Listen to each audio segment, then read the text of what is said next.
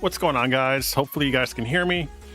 I'm not sure if you can hear music or not. I think you can. Let me know if it's too loud. I could always lower it a little bit. Trying something new. I actually had a late night at work and then spent a couple hours messing around with the stream, just experimenting with my royalty-free music. I have Epidemic Sound. You'll see the link in the description. I'm not getting endorsed by them. It's just really cool. Anyway, so I figured I can start organizing my cap kit. I have all the tools here that I need. My bench is on the side right over here. I'm going to switch to that, which is an overhead. But yeah, so if you want to chat, I have the chat up. It's right in front of me on the other monitor. I can kind of check it out as I work. But I had to do this anyway. I wanted to unwind a little bit. And I said, you know what? Let me go live while I do it. Why not? And chat with anybody if they're still up or if they're on the West Coast. So here we go, I guess. Before I start, let me just make sure that I brand it. I'll put my little logo in there. There we go. And then on top of that, I will just put a little plug for myself. So if you guys want to follow me, I'm on Twitter. I'm at Del's Arcade there. Check me out. I post stuff all the time, and I answer questions and whatever it is and whatnot. I also have Instagram, so I'm at Del's Arcade there as well. I will have one eventually for Twitch because I was thinking of maybe simultaneously broadcasting here and on Twitch at the same time. I'm not really sure. I don't do Twitch to get paid. I just do it just to stream. So, I don't do it for the money. I just do it for fun. And of course, if you guys like what you see here, just don't forget to subscribe. I know there's a lot of new people lately, so come check it out. There's a lot of cool stuff here. So let's see, what should I do now? I guess I'll switch to the overhead and I'll talk a little bit. Hopefully you guys can come and chat. Let me just double check on my monitor here that I'm in the right thing. I know I have to. There we go. I have to mute. So I'm good to go. And I'm going to say welcome to chat, and I'm going to pin it really quick.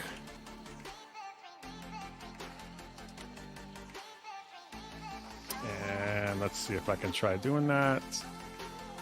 Pin message. There we go. Cool, it's working. And what's really cool about this whole thing is I'm actually going to click on this over here. I should be able to select and put it in there. There we go. So if you guys chat and whatever, I should be able to display it on the screen so you guys can see it and kind of participate. Looks a little washed out against my shirt, but it won't once I'm in the other background there on the overhead. And then I can just, select to wherever it is and take them out whenever I want to. So it's pretty cool. All right, guys. So let me go ahead and do that. I'm going to take my headphones off because I'm just in the habit of listening to music and other people on here, but I'm good to go. So I'm going to switch over. Let me go ahead and get the other one done here.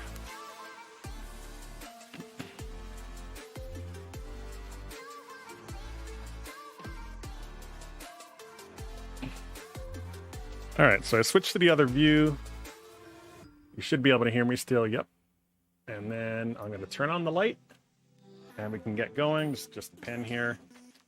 Cool. So I got my Hako FR300. This is the older version. There's a 301 out now, maybe even something. I mean, this is actually a few years old, but really cool. You don't even think fancy. I just have the biggest tip that I have on it. I can't remember what size that is exactly, but it's the biggest one. I probably have to clean it. I just had it warming up. It's kind of easier to clean once it's warmed up.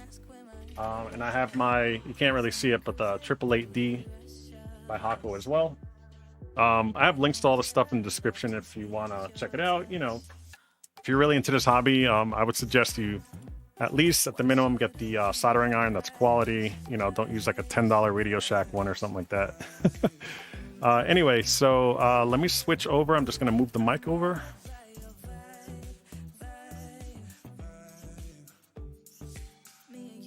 And hopefully you guys can hear me. I do have a fan on. I did buy one of those exhaust fans. It should be here actually on it's like a smoke exhaust for solder and stuff, and that's going to be here on Wednesday. But in the meantime, I just have a regular fan pointing out. You can see it. This is actually the base right here, and it's going that way, opposite. So hopefully you guys can see that. All right, so I'm going to start. I'm doing this really for myself, just to do it and to experiment. But I have all kinds of parts here. You can see I have you know, voltage regulators and hots for different stuff. I usually keep them in my bags of stuff. I have like a whole crate full of it from Arcade Parts and Repair. But the first thing I want to do is really organize everything. Let me get a little closer here. Hang on. And I have my beer, by the way. I don't know if you could see this, but it's my daughter, my daughter, she's only 5, and we went shopping one time, and I'm shopping for beer, and she's like, hey, look, a unicorn, I love unicorns, buy it for me. And I'm like, well, you have to be a grown-up to drink it, but I'll buy it for myself. And I kind of liked it, so I've been buying it. I guess it's a local brewery called Back East. Really good. So I'm starting to get into IPAs more and more. I can thank that Tim guy for that. It's a big influence. So I don't know how long the stream's going to be. Like I said, I got home like around midnight, I guess. And yeah, I spent almost 3 hours setting this up. So just experimenting. I have some really cool stuff that I'm doing with, I guess, just animations and stuff. So I'm just looking for a layout so that when I play Zookeeper, I can kind of have it on there and maybe do a stream on that, maybe at the end of streams or something. But anyway, you can see this bag is just full of stuff. I believe, I want to say this is K4900 stuff. So I gathered what I needed. So I really want to recap my K4900. But in order to do that, before we even start, let me take out the cap kit here. This is from Arcade Parts and Repair. And by the way, I can totally zoom on here. So if you need me to kind of zoom in on anything, just holler in the chat, and I can always just, you know, manually do it. So let's see, let me rip this apart here. And I'm going to be, I have a regular mic here that I can go away from. You'll see I'll turn away like that or like that. So it's not on me. It's not wireless. So I can walk away if I need to. Anyway, so this is the cap kit from Arcade Parts and Repair. K4900. That's what I want to do. That's from my Ring King, because I have my Ring King, which I finished laminating it. If you're following me on Twitter or anything, you'll understand that it's all on there. And by the way, there it is right there if you want to follow me. So at Twitter, I posted stuff. I also posted stuff on Instagram related to the Ring King, so if you want to check it out. So this I'll deal with later. This is to write on it. Let me just pour everything out here. And what I like to do, I like to organize it first. So the way I did that is I recommend to everyone, if you can, you know, photocopy this, just make a copy of it. That way, if you mark it up, if you cross it out like I do with marker, you're not going to be able to read. I really should buy highlighters, but you're not going to be able to read what's underneath. You could always just refer to the one you photocopied, just to have it as a backup in case, you know, you mark this one up or lose it or whatever. So the other trick I like to do is I used to kind of just put them in there as I go. I'll just put each one in, each cap. That way it's next to what I need. These are the caps that come with the kit, and this is the actual locations where everything is. So what I do, I have a piece of foam. I got it from like, I don't know, something that I bought or whatever, and it had it. So I decided to save it. It's just a piece of foam, you know, bendable and stuff. It's not styrofoam. It's like more of a plasticky foam. And then you can just put this on there. Probably like that, I guess. I want to be able to mark it up at the same time. So yeah, I'll probably just do that for now. Leave it. Maybe I'll, I was going to fold it, but I don't think it makes sense to do that. What I may do, since I already did make a copy of this, I think I'm just gonna do this. And this is the actual assembly right here, so I can put that on the side, and this is the parts stuff. So, all right, so let me go ahead and go through stuff. So we'll start with the biggest cap. This one here is, if you look at it, you guys are still learning or not, I'm not really sure, but they pronounce it microfarads. I say UF all the time because that's what it looks like. It looks like a U and an F, but that's not really a U. It's kind of this fancy thing. But yeah, this one's 250 volts or 100 UF or microfarads. That's really how you say it, microfarads. So if you hear me saying UF, it's because I'm referring to that, but it's technically incorrect. But you know, we're not professionals here. I don't really care. All right, so let me see here. So 250 volts. 100. So I'm just gonna look here. There it is, 100 at 250 volts. So I just kind of just puncture it in there and it stays and it keeps it, you know, face down so it doesn't come out. I'm gonna do one on this side now. Let's do 3.3 at 50. It should be here somewhere. Yeah, you know what? I'm just gonna do the big ones, just easier. So this is 1,000 at 25. 1,000 at 25 should be two of them. I'm just gonna pop that in there. See if here's another one, 1,000 at 25. So that's gonna go there. So, you know, it doesn't have to be perfect. It's just kind of general area of where they are. You can just kind of read where it is and then grab it from there. It just makes it a lot quicker when you're, you know, doing stuff. Let's see, 22 at 250. So 22, looks like 22 at 250 is right there. So I'm going to put that one. Actually, I'm going to put it on this side just to give you a variety so I won't confuse these.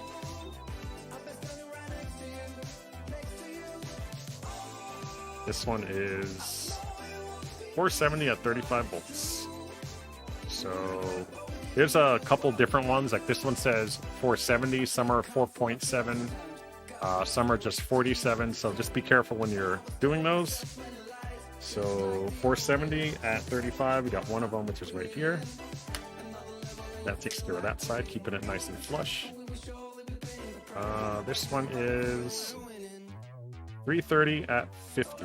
So they also have 3.3, by the way, so just be careful. I'm just double checking. This says 330. There's no point or anything in there. So 330 at 50 is right over here. I'm just going to pop it there. Let me see what this one is.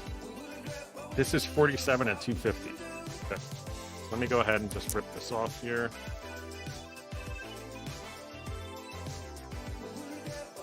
Sometimes it gets stuck on there, so you have to kind of just like figure it out. There we go. And again, if you can't hear me, if you need to have me put louder or softer or whatever, I can adjust everything on the fly. Again, this is more of an experiment, but I really want to do more of these because I have some control panels actually that I have this whole space here now where I could zoom out, and I have a cloak and dagger I got to assemble and wire up. My Zookeeper one I got to wire up. I got to do my Gapless. I'm redoing the Gapless. I actually wired it up really quick just to be able to play it, and it hasn't moved. I just put it in the row and have been playing it. But I really need to take it apart because I want to put Dynamat on that to prevent vibration when you're, you know, furiously using the fire button on that. And it's pretty loud. It sounds hollow, like hollow metal. But yeah, this one should be fine now. Doesn't matter if I bend it up. There we go. And this is 47 at 250. So 47 at 50, and then 4.7 at 250. This one is 47 at 250. So that's different. See, so they're all, you gotta, that's why I like to put them here and take inventory to make sure. Let's see now. Let's do a small one. This is 47 at 50. That's these up here. So let me just put that there. I'm actually going to put them up here. Oh, is this another one? 47 at 50. 47. All right. Some more over here. This is 4.7 at 250. So where am I looking? 4.7 at 250 is only one, so I'm going to put that right there. These are the smaller ones now. So this is looks like 22 at 50. So there should be a couple of these. That's 22 at 250. That's 2.2 at 50. This is 22 at 50 right here. There's only one. Put it right there. Next. What's going on? I see Copper State Treasures just joined the chat. Let me grab my mouse. There we go. I grabbed my wireless mouse so I can kind of participate with you guys. So when you guys chat, I have the capability now. I should be able to do it here where I put it in there. There we go. So unfortunately, they don't show emoticons. I don't know why. This software doesn't support it, but it's still pretty cool to see. Yeah. Nice. Well, welcome to my stream. Originally I had my face cam on, but then I switched over to my chat here, so cool.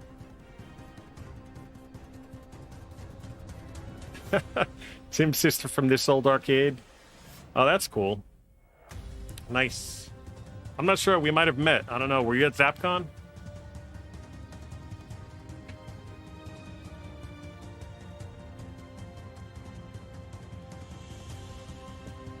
Yeah, I'm pretty sure you guys were out in Arizona, right?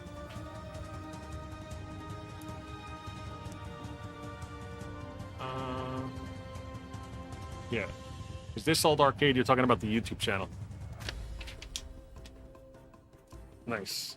Well, cool. Well, welcome to chat. So, yep, that's you guys. Yeah, remember. Hope you guys are doing well with all this pandemic stuff that's going on.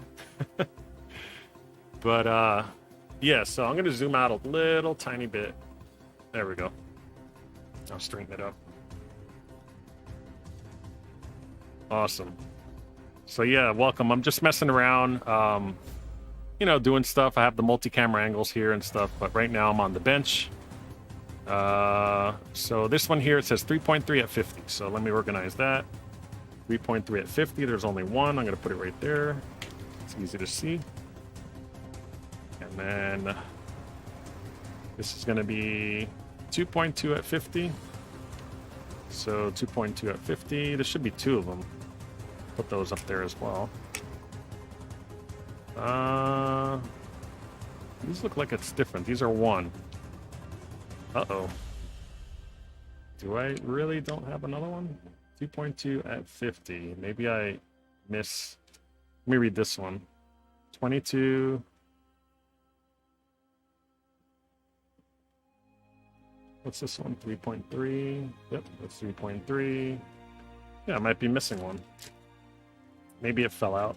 Not really sure. I could look in the original bag. Nope, there's nothing in here.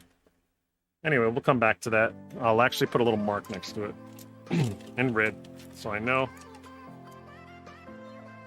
I'm actually in New York City area, so when I go to ZapCon, that's a long way.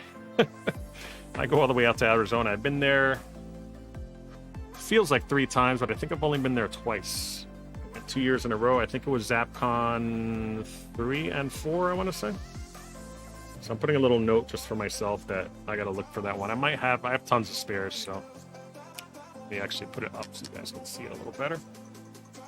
Yeah, it's a long way. It was fun doing it. I got a lot of great airplane footage. You're not really supposed to shoot on there, but I did it anyway.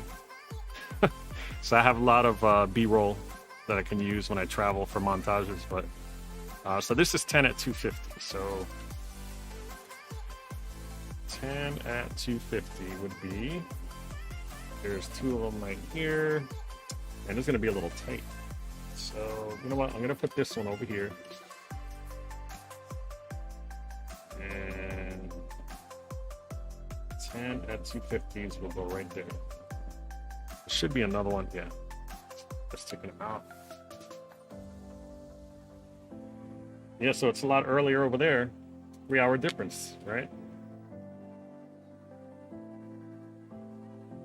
Nice to meet you, Lisa. Oh, cool. Yeah. Thanks for stopping by. Tell Tim I said hi. And Ricardo as well, if you see Ricardo.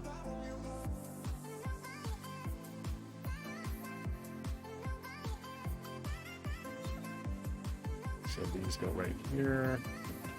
Oh.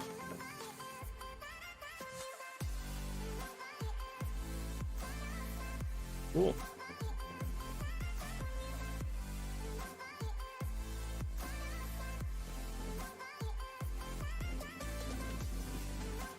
And here's the last one. I think we're good. I'm just missing one. I don't know where it went.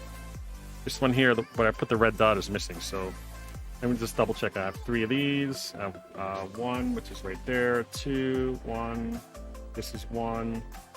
There's 2 there. 1, 1, 1, and 2. Yep. This one's missing. This is 1 at 330, 1 at 22, 100. All right, so I got most of the parts. I'll have to Probably after the stream or something, I'll just go on my parts. I'm not going to look through it now because it'll take me forever to find it, but I'm pretty sure I have one there. It could be in this little box here. Hey, Adam, what's going on? So I see you have a question. Let me go ahead and put it on the screen real quick. So Adam's saying a few weeks ago you did a podcast about bootlegging arcades. I was wondering if you ever ran across Street Fighter the original, where Retsu performs a fireball that's reminiscent to, and then it ran out. So you have to tell me what it's reminiscent to. Yeah, so are you talking about the original Street Fighter the movie or Street Fighter non-2? The one where it had those like weird pressure buttons on there.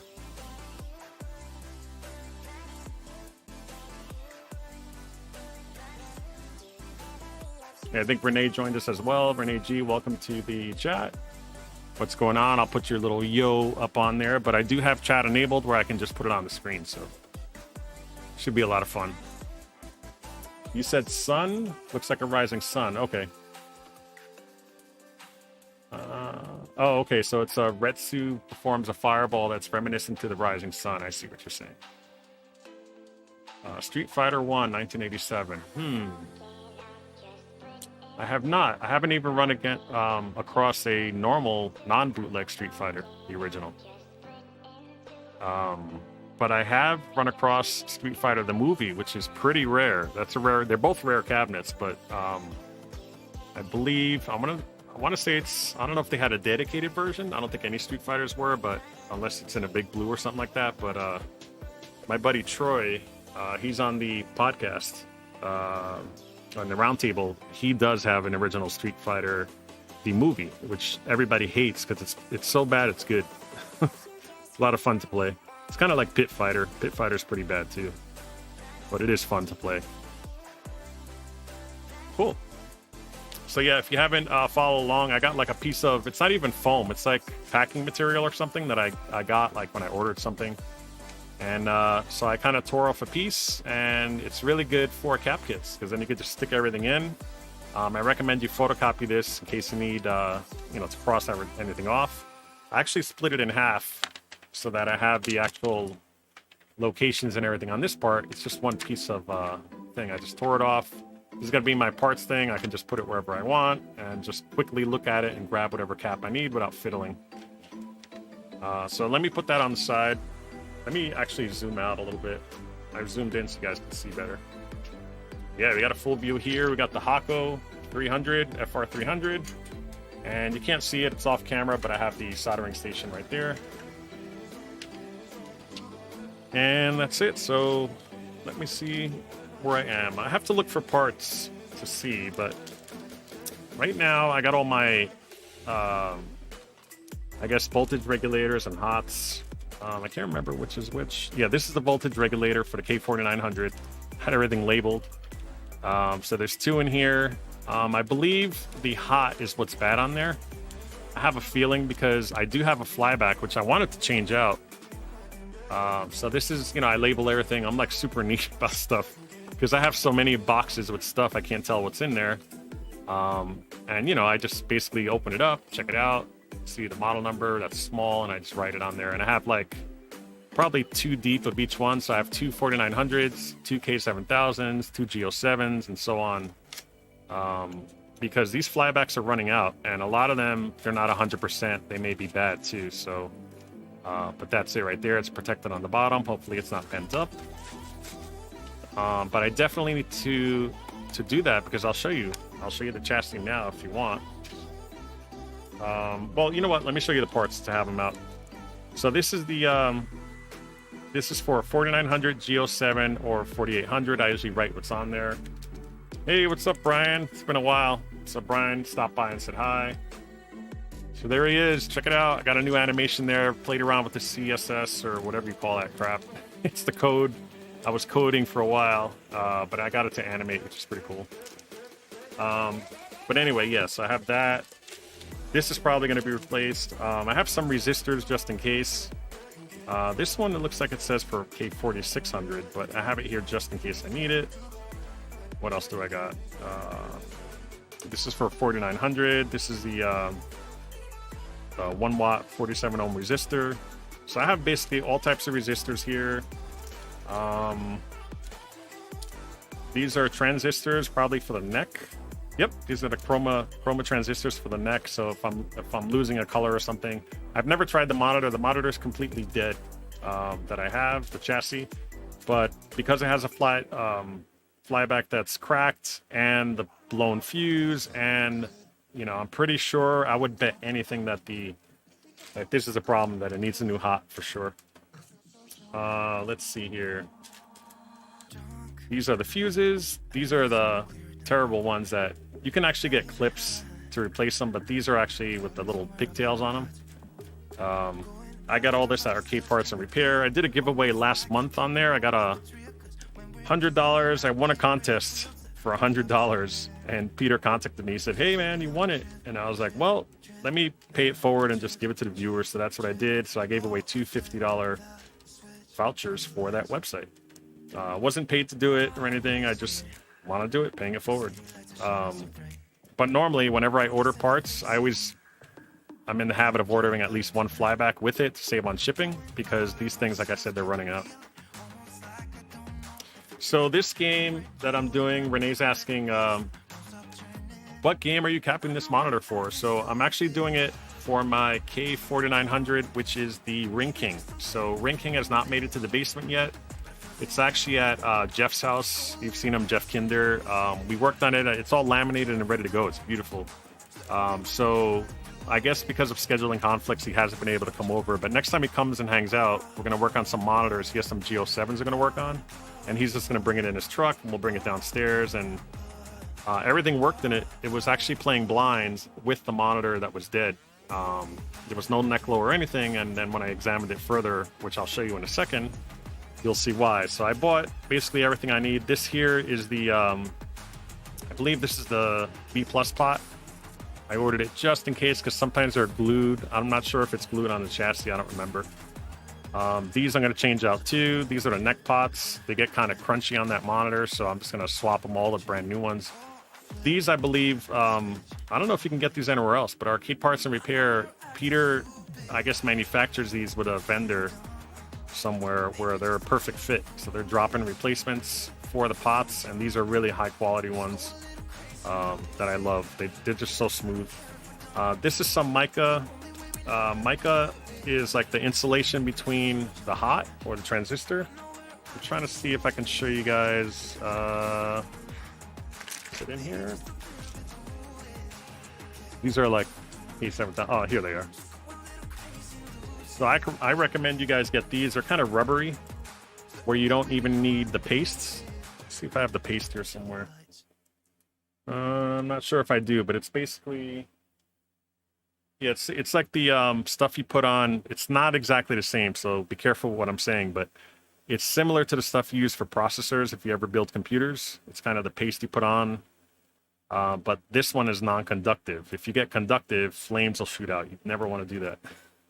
So you can't use like Arctic Silver. It's totally different. But anyway, I get these, and I want to try to show you the old type. Where did I have it? These are voltage regulators. I don't have any around. So, yeah, that says G07 on it. Hang on a second. Well, anyway, the other ones are micas. You'll see when I take it off, where it's like a piece of plastic, and then you have to put thermal paste on both sides, and then pop it on there. So, all right, so let me get rid of these. I'll put these to the side. I'll just shove them over there. And the actual chassis, if I can find it, I have like 3 different chassis on my desk right now. That's the GL7. Let me grab my multimeter. Just making tons of noise over here. And let me know if the fan is bothering you. Oops. Look at you. You're soloed on there. Did you notice that, Brian? Everything you typed just came on. Let me see. I'm gonna unselect you. There we go. Oh, why is that? That's so weird that it's showing everything. Sorry about that, guys. You know what it is? I hit my there we go. Oh, I actually hit with my microphone boom arm. I hit my stream deck, and it was taking the wrong scene. That's funny. Let me take another swig. Mm. So this is great. Soldering, you can unwind. It's awesome. That's a G07. That's a G07.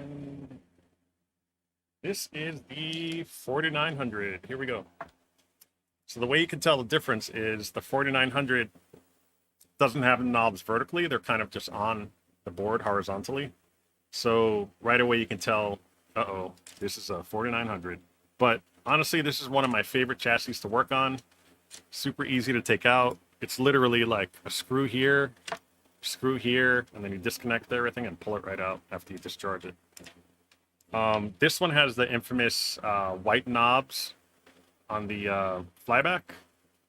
These are pretty much junk from what I've seen. I actually have one in my other K7000 in my Outrun, and that recently died. The fuse just blew. So I'm guessing that the flyback is bad and possibly the hot went out. So it's not cracked or anything, but you can see right here. I'm going to zoom in on it because I've posted pics. If you go to my Twitter actually has pictures of it. But yeah, so basically right there, you can see it. Just there's a hole burned straight through it. So that's what happened. The flyback just, went out, took everything out with it. Probably the hot. Usually when that goes, the hot, which is right here, goes as well. Yeah, then the voltage regulators over there. But the chassis is in pretty nice shape. It's never been capped.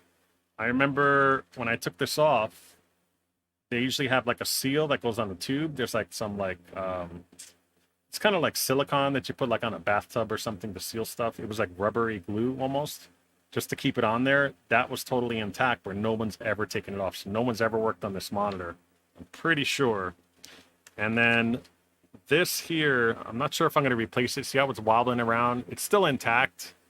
That's the, you can see it right there, the horizontal width coil. It depends. If it's all centered and good to go, I'm probably going to leave it. But I heard there's some replacements you can use that are for the K7000 and it'll still work. So I don't know. I figured I'd experiment. I might not do that today because I don't have the part on me here, but I probably still have to order it. I'm not even sure if I have it on hand, but anyway, so this is it. It looks like it says Brady distribution, warranty date, and can't really tell what it says. It says 046. Maybe that's the person who says employee ID number. So maybe that was the person that inspected it at the factory. Wells Gardner, I don't know. But it's pretty clean on the back, might be a little dirty. I think I did wash this. Pretty sure I did. But there's no like hacks. This here is factory. Sometimes you'll see capacitors like that are, tantalum caps or whatever, and they're like, it's fine. That's factory as well. So there's a resistor here. That's factory. So you just got to be careful when you cap it. If any of these come out, you just got to put them back exactly the way they were. That's the width coil right there. Flyback would be right here. Never been reflowed or anything. It's crazy. So let me go to chat real quick. I see so Adam's asking, let me just put the question up here. Wow, that was a long one. How do the consumer tubes that you're swapping out measure up in terms of color accuracy and resolution to the OEM monitors that were originally installed in the arcades?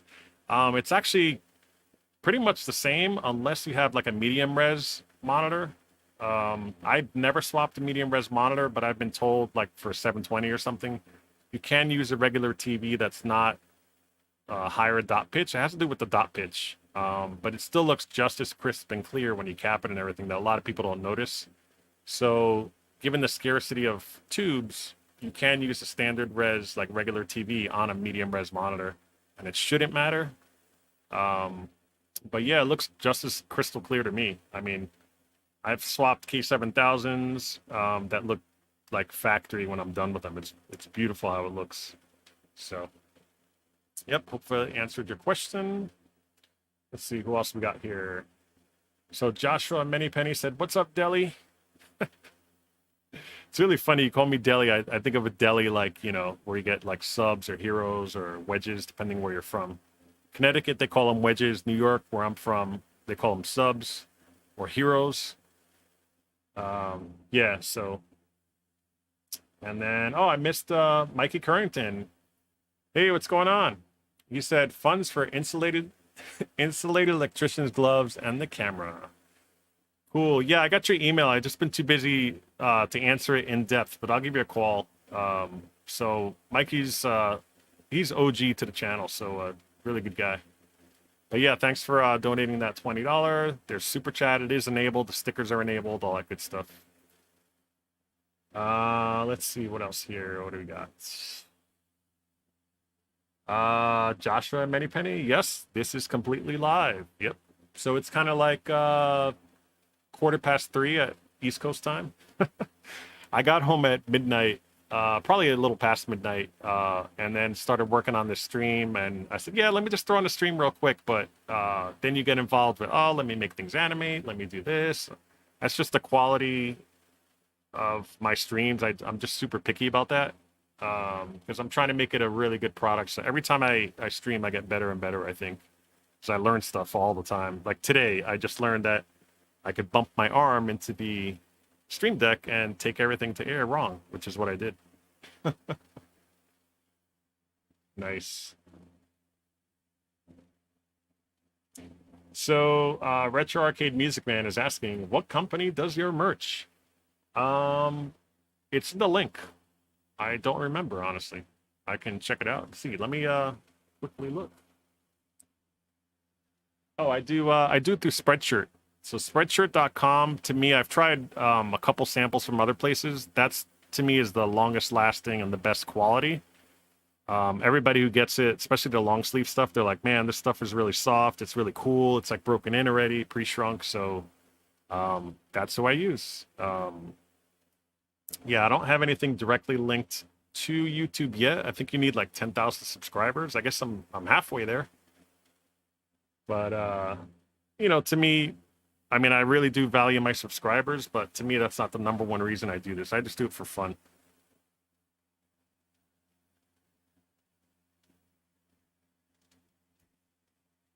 Yeah, you're right. It's got to be the best quality. Yeah, for sure. Cool. So that's the chassis. That's the flyback. So I guess I'll start. If you guys missed it, if you're just joining, I actually put everything on this like piece of foam here just to organize everything so that I can count everything and figure out where it is and easily grab it. This one with the red dot is missing. I don't know why. It's happened before where I've gotten cap kits and they have stuff missing, but I probably have this somewhere on hand, so I'm just going to skip it when I do it for now, and then I'll just come back later. I marked it with a red dot so I know to go back to it. Let's see here. All right, so let me just double check that this is clean before I take this off.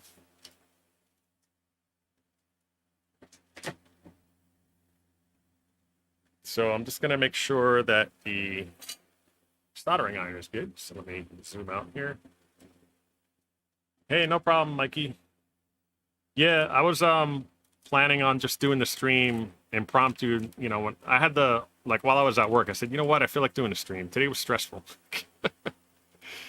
So I work for a company that I won't mention, but I worked on a live event today that was pretty good. It's just, you know, it's high profile, so everything went well. It's just, you know, you get stressed. So I said, you know what, let me do a stream when I get home. I really just wanted to solder, and then I said, why not just make it live? What the heck? So this is on. This is the Hakko FR300. Now it's probably going to get all messy here, but whatever, I'll clean it later. You can see there's still solder everywhere, so I'm just going to take this out. And it is super dirty. I haven't cleaned it in ages, but basically inside there's like solder. So I'm just gonna take garbage on the side and empty it out off screen. Just need a screwdriver. What did I do with it? Oh, it's right here. Just give me a second. See if I can get it out here so you can see it. It's gonna make a mess, but there's like a big chunk. There you go. So this is solder from last time. I tend to not clean it out. I do it like right before I'm about to do it, like now. Of course, I got a big mess here, but whatever. I'm not really concerned. That's why this mat's here. This is actually washable. You could take it off and totally hose it down. So let me pop this out. It should come out like that. I'm going to leave that filter in there. I don't usually change them out till they're horrible. But I have a hack on this. I have hundreds of these now that I made.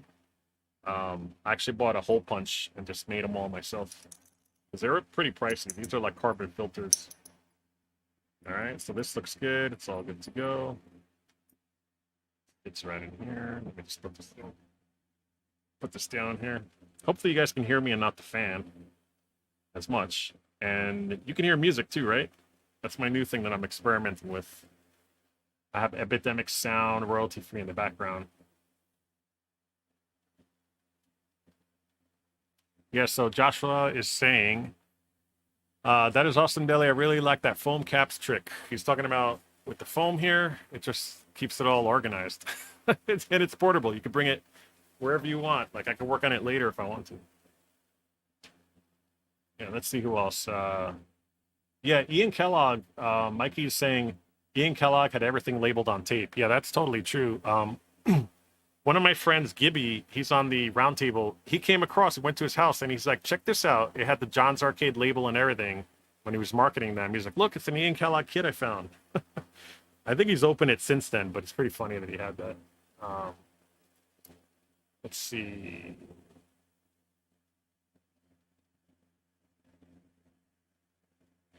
And Mikey, you're saying audio is 5x5. That's cool. I guess that's a term. I'm not familiar with that, but I guess it's A-OK. Same thing, right? And then Mike also said, Mikey, said, oh man, that's a great idea.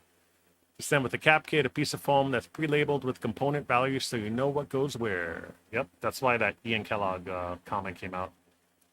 Cool. So let me put this in here. Trying to figure it out. There we go. So right now, this is the, even though we're broadcasting in 4K, this camera on the overhead is my older 1080p camera. But because it zooms really well, like it's so easy to zoom, I just do that and it autofocuses. I think it's like the perfect setup to do that. So now that that's all set, I'm gonna, I think I have my, let me just make sure I have my tools here. Hang on a second. Actually opening this, it's my Hako case. And make sure I take that out. And then these are special tools that don't come with the kit that you have to buy separately. So this is like a drill I got. I actually had this sponsored by Hako. I contacted them and they said, hey, we'll send you one. Yeah, that won't fit. I have to actually take the whole thing out. Let me see what I can do here. So I decided to spend the money on this stuff. I spent like $150 on tools since they gave me that as sponsored. It was pretty cool. I did do sort of a video for them, but I still have to finish it up. I just haven't, man, I haven't had time over the years. Time is my worst enemy. Where is that? I'm looking for the skinny one. I also got a whole bunch of these little drills in case it, these are like hand drills that you can get to drill anything out, different tips and stuff. This is for my air gun. I'm just trying to look for, these are different tips as well for my hot glue. Now I got rid of this. This is a stand you can get that comes with it where you lay it sideways. This is just to protect the case, but I did get a whole different holder, which I can show you guys in a second. Oh, here it is. This is what I'm looking for. Let me just put that in there. I left that out in case I need it. But let me see if I can just...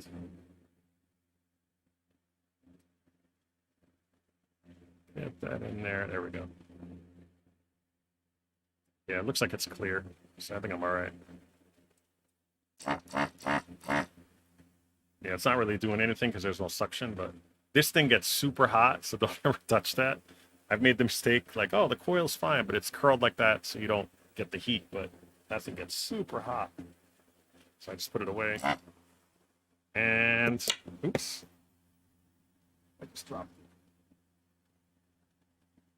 it. Yeah, it's all intact, so we're good.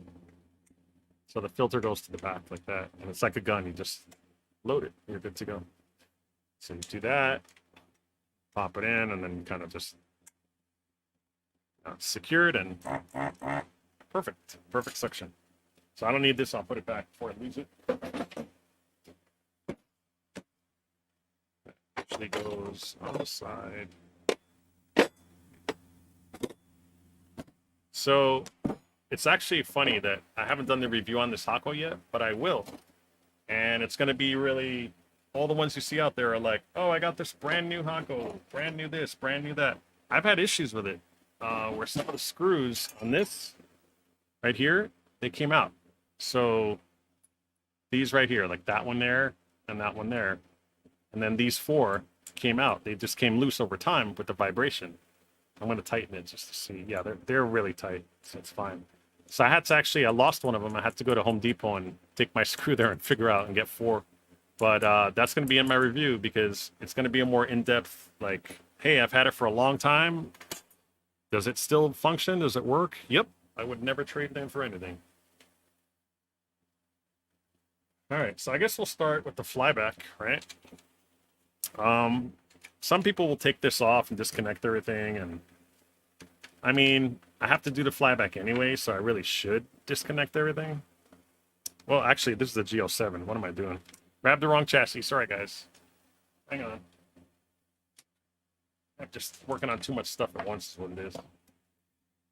All right, so this one, I could disconnect by desoldering that, unplugging that, plugging that in, because you could really, like, if you're too rough with it, moving it around, you could really mess it up by cracking these. These are super delicate. I'm going to replace them all, so it really doesn't matter. But what I'm going to do, let me get my camera here, my phone.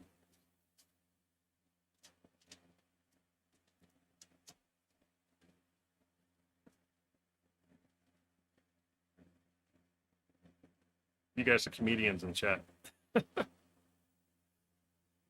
I don't know if you use crazy glue on that, if it'll work. He's saying if you use crazy glue on a Donkey Kong, you become a crazy Kong. Don't know. So this is your best friend right here, your phone. Just, you know, take pictures of everything like I'm doing. You know, don't be the guy that says, oh, I'll remember that. And then you stop midway and then you're like, where the heck does this plug in? Especially this. You do not want to get this wrong. If you get this wrong, it's bad. So I'm going to take that out. I'm probably going to reuse that connector.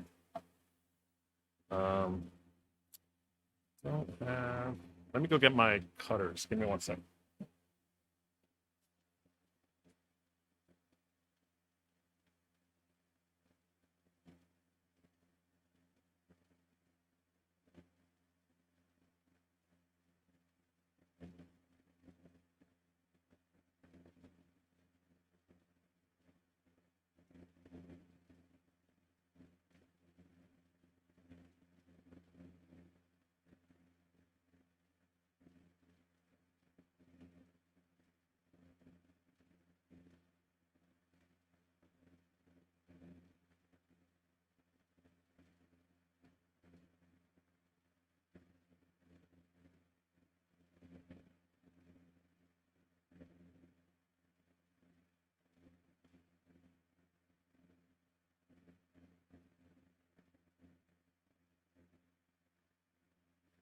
Alrighty, I'm back. So,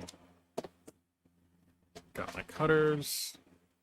Got some shrink tubing while I was at it. Again, you know, I apologize if I don't finish this cap kit. I will continue at another time. So, live. So it's not like it's, you know, you can get part 2. I link everything together. So I think I'm going to take this out. This comes out here. Ooh, it's crispy. You can hear it. It's probably the connector. But I took a picture, so I'm good. The only thing left to connect is unsolder that and unsolder that. So this is a focus pin. I have to switch that anyway. Normally it's not worth taking it off like I'm doing. You're just doing a cap kit, but since I'm doing the flyback, that kind of just pops off. Let's see if I can zoom in. But yeah, there's like tabs on the side, and this kind of just goes in like that, and you know, snap them in. So you just have to just get under them very carefully, pop it off. There you go. So that's soldered on. That's soldered on right there. Let me see if I can desolder that with my Hako. So it's a huge glob on there, so it's really cool how it just takes it all off. Let's see.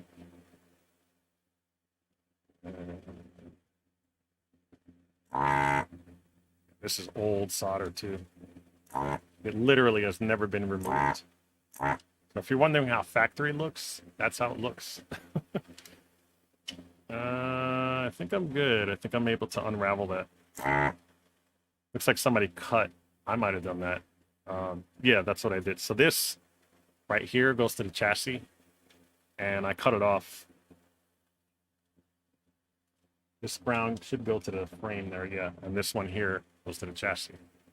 So I cannot forget to connect that. It's really, really important. So here, trying to get in without melting any plastic here. It's okay if I melt the wire because I'm getting rid of that.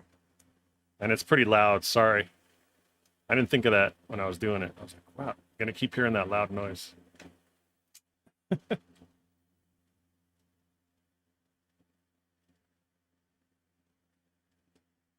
probably just heat it up and pull it off.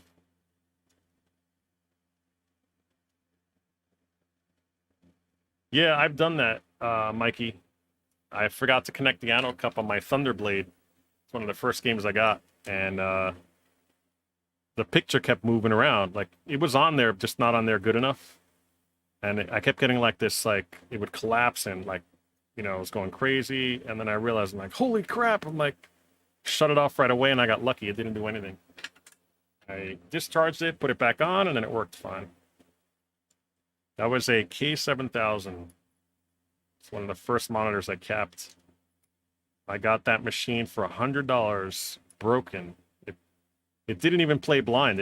It had a picture. I just wanted to make it clear, but the PCB was screwed up where it suicided. So that was where I bought my burner.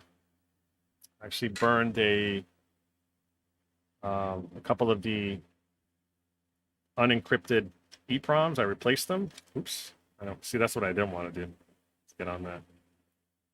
And then that was the end of it. So I'm actually going to snip it off. I don't want to clip it. Man, it's been so long since I've done one of these. Let me try to get in there like this. I think it's twisted around is what it is.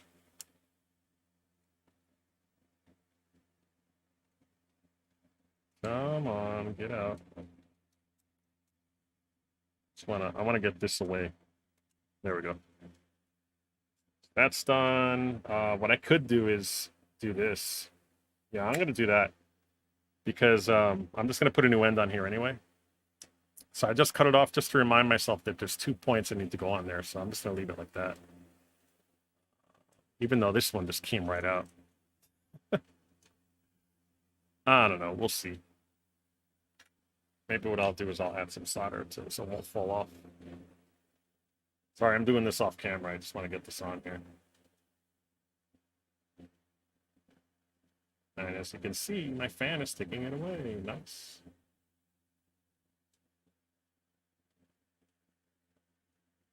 Crap. Yeah, it's not doing it. Whatever, it'll stay on there. All right, so this is gone. We'll take it off, put it on the side, and then we can really focus on this flyback here. So now, so I'm going to save the paper too. I gently took the pins out here and slid this off, but this is the paper. I took this off before I washed it because I kind of want it on there. It's the original paper that says, "Don't touch, warning." I think it's kind of cool. All right, so I'm not sure if I've ever changed the 4900 before. No, let me examine the new. I know it may not fit in there right. Let's see. I may just skip this because there's no caps behind it. If you're doing the K7000, when you take out the flyback, get the caps behind it because they're really hard to get to when you're capping it.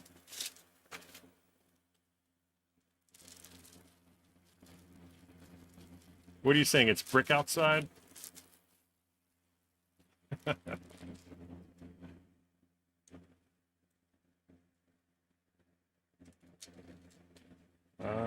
me look here. Yeah, this is turned all the way down. The screen. So a lot of people think when they do the cap kit, hey, it's not working right. It's because this is turned down. Just got to remember that.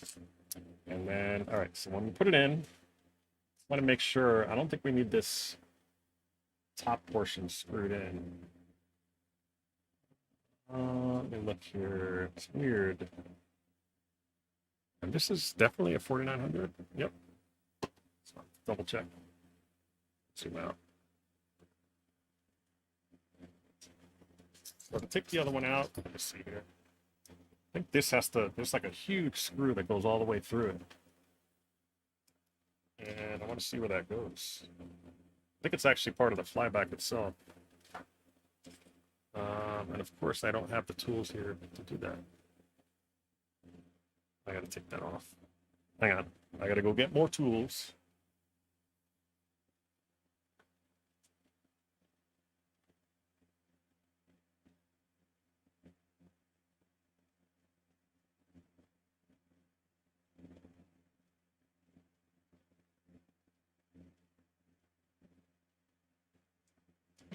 All right.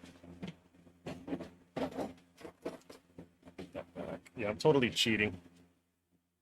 So I'm going to use, because it's just one thing here, I should be able to turn it off.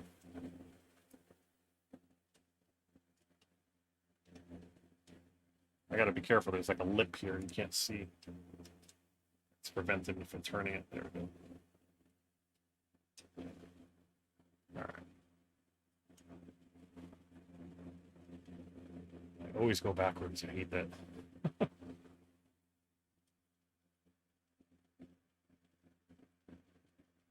Hey, Sean, I didn't even notice you came in. Sorry. You said you guys have a nice day. I'm heading out for coffee, continuing to work on Midway 8080 stuff today. Awesome. Yeah, I looked at the space encounters, by the way. I think Mike, Northeast Mike, was working on it. Or any Mike, like people call him. And he got it actually working, but still, there's still issues with it. So they just have to do a couple more things. We're just getting a little interference, but it's totally playable. But if you need any help with us looking at that for you or taking pictures, my buddy Jason owns it, and it's at his house now. So if you need pictures of it, he has the cabaret of Space Encounters.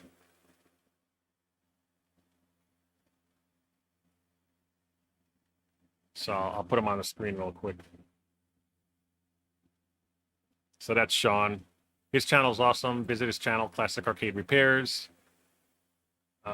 Does really good repair stuff.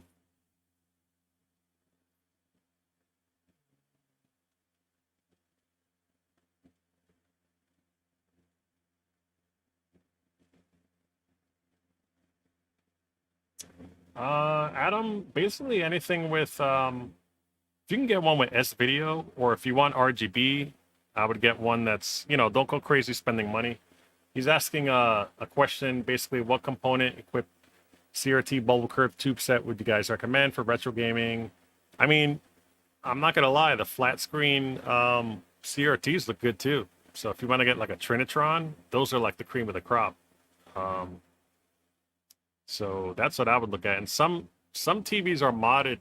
You can mod them to be RGB too. So yeah, you should check out Retro RGB.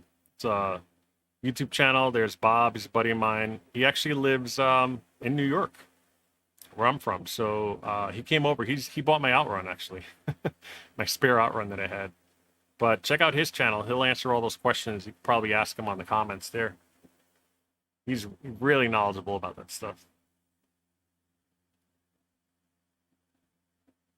Yeah, so Sean's saying that he got the set almost working. He still has a few issues. Yeah, I think he's having a few issues as well. It works, but it's just having, a couple things here. Hey, Replaceable Hawk. Good morning from Norway. This is great morning coffee watching, so thanks. Thanks, Dale. And I get annoyed that you basically put the emoticon for hot beverage, but for whatever reason, this program that I'm using to, show the chat doesn't really show emoticons, just shows exactly what, the text instead. But it's also in beta, so hopefully it'll improve it over time. I'm drinking right now this coffee right here. It's Unicorn IPA back east. I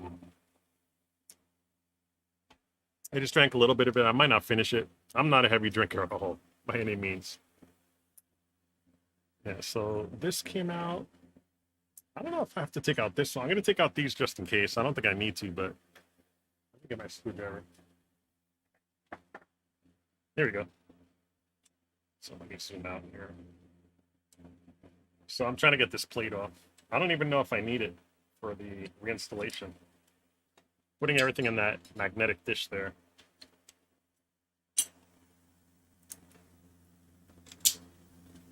There we go, that's off. Just make sure that's out. Oh, there we go. And it's free. So when I put the new one, it's pretty similar, but it doesn't have the screw down portion. It just kind of terminates there. So I don't think I need that plate on there when I reinstall it. I think I'm okay. Looks way better though. This one has a hole. You can't really see it with that wire blocking. There it is. That has a hole. This one doesn't. So, all right, let's get going. What I may do is mute it while I solder real quick. I just have the mic right here. I can just tap it real fast.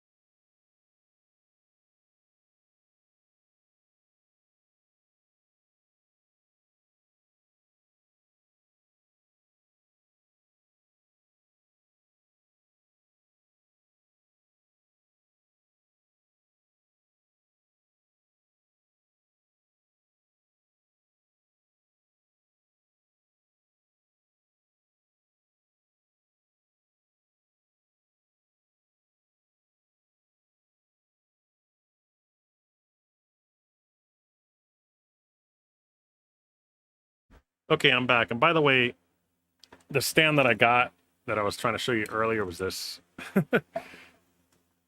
So I have to put it here because a couple things fell in the way. I can't put it back. Hang on. I don't want to touch the top because that's hot. There we go.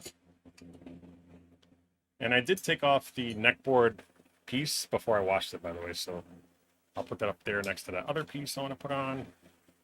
I actually make these. I have the same textured cardboard that I trace. What I do is I'll trace this one because I don't have a 4900 yet. I'll trace it first, make a replica with all the holes and everything, and then just make a whole bunch of them that I have. So that way, because there's some monitors you get, they don't have them, and they're not necessary, but when you're working on a neck board, you know, inside a machine that's on and you hit the back of it by mistake with your hand, it hurts. So that's why you want that cardboard on there to not get a quick shock there. Hey, I just realized I found an earring piece, probably for my daughter. She she's only 5 and she loses them all the time. All right, so let's get back to this. Sure. Oh, it should fall out. Yeah, there we go. Boom, came right out. So there you go, Hako. That's selling itself right here. So yeah, I'm curious to see how the difference between the two. So what I like to do is, you could see here, this is all that, like, you could see like water stains, I guess, or it's probably where water got underneath. So I'm gonna clean that with an alcohol tip real quick. Some 99%. You can only get this on Amazon, as far as I know. They don't sell it in the stores. You get like 74 or something like that in the stores. 99% or 99.9 you get on Amazon. I learned that from Rich at This Old Game. And I'm looking for my swabs, which I put down. Just don't remember what I did with them. My desk is a mess right now because I'm throwing everything to the side.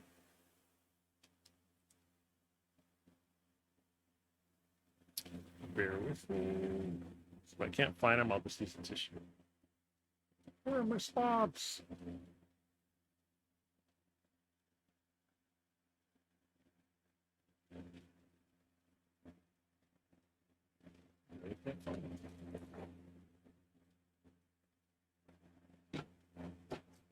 Bummer.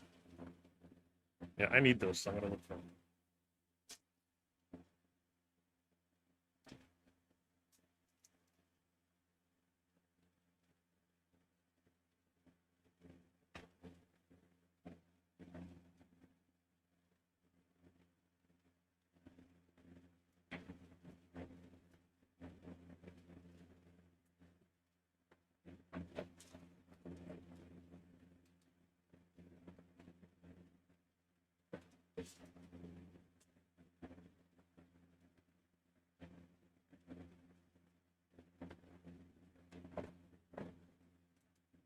And I found them. So these are great cotton swabs. They're not cotton. They're made of foam. They're actually made for printers. You've probably seen them if you go to CVS and you want them right away. You can get makeup ones, 99 cents for like 20 or something like that. But these are on Amazon. I might have a link in the description below. I didn't really check it. I just copy pasted from an old one. But they do have these and they're awesome. So you just put cotton on them and they don't leave like, a lot of times this side is fine. You won't really have an issue. But on this side, sometimes the cotton ones get like caught on like little things like this and then it rips it apart and then you have little cotton balls everywhere. So I've sworn by these and they're addicting. They work well. So I'm just gonna dip it in here. Normally I have a spray that I use, but I can't find it. I rearranged everything. I actually had a flood in my basement earlier in 2021. It was during Hurricane Ida. And I had seepage on the side where I had to move my cabinets around and I had to move everything around, and kind of a blessing in disguise. It was like 1 in a million thing. I've never had an issue with that before. With it coming in through the sides, but it was so much water and the soil was so saturated that when the storm came, it totally annihilated everything. Where it just like was seeping in, and like 6 feet out from the wall was like, I stepped in it with my socks. That's how I figured it out. I stepped behind a cabinet or something. I was like, what is this? I'm like, crap. I'm like, I have crap all over my feet. And I stayed up till like 6 in the morning moving all my cabs to the side because I was afraid they were going to get wet. But they were fine. They had leg levelers. It was high enough where it didn't really do anything. And I actually wet vacked 5 gallons of water out of my rug. But the carpet is antimicrobial. So it was fine. And then I put antimicrobial stuff down too and let it dry, and it ended up being fine.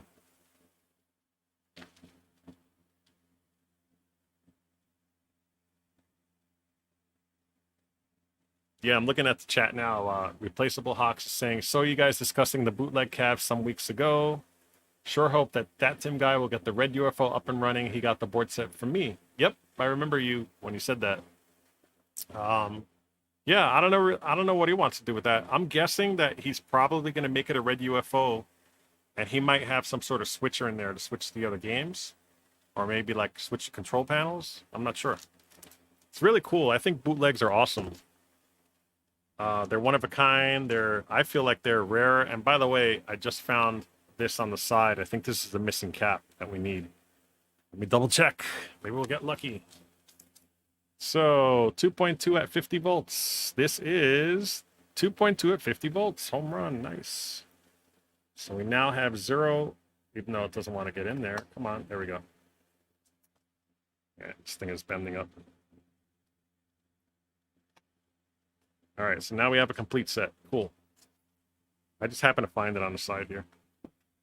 So that's all clean, nice and new. I already did that, took all the stuff off. Sometimes what I'll do to make it get better is I'll throw some solder on here and then suck them all out so it's perfect. I'm using Kester solder. It has flux built in, so don't have to worry about it. Let me just make sure I did not tin this at all. You can see how it's flowing to the left. That's my fan sucking the fumes away from my face.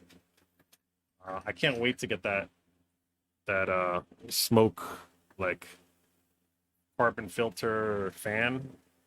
I'm gonna feature it, I guess, on next time I do it, but we'll see how it is. It got good ratings, and it has these helping hands on the side, which is pretty cool. So you can hold PCBs while you work on it, and it sucks it away from you. So we'll see how it works. But for now, and it's supposed to be quieter than the fan I have here. So I'm just filling it all in. You don't have to do this, but I suggest you do because it makes the pad nice and fresh. So I cleaned it with alcohol. And now I'm just going to take them all out. And we'll use the... I'll leave the sound on for this because it should be quick.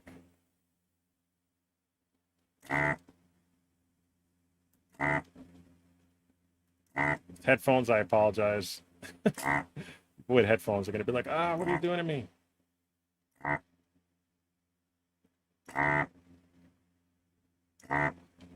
You definitely want to make it nice and clean because trying to get this in there in one shot, it's pretty hard. The pins bend. But it's not perfect when they ship it. So I want to make sure there's nothing blocking these holes at all. I think we're good.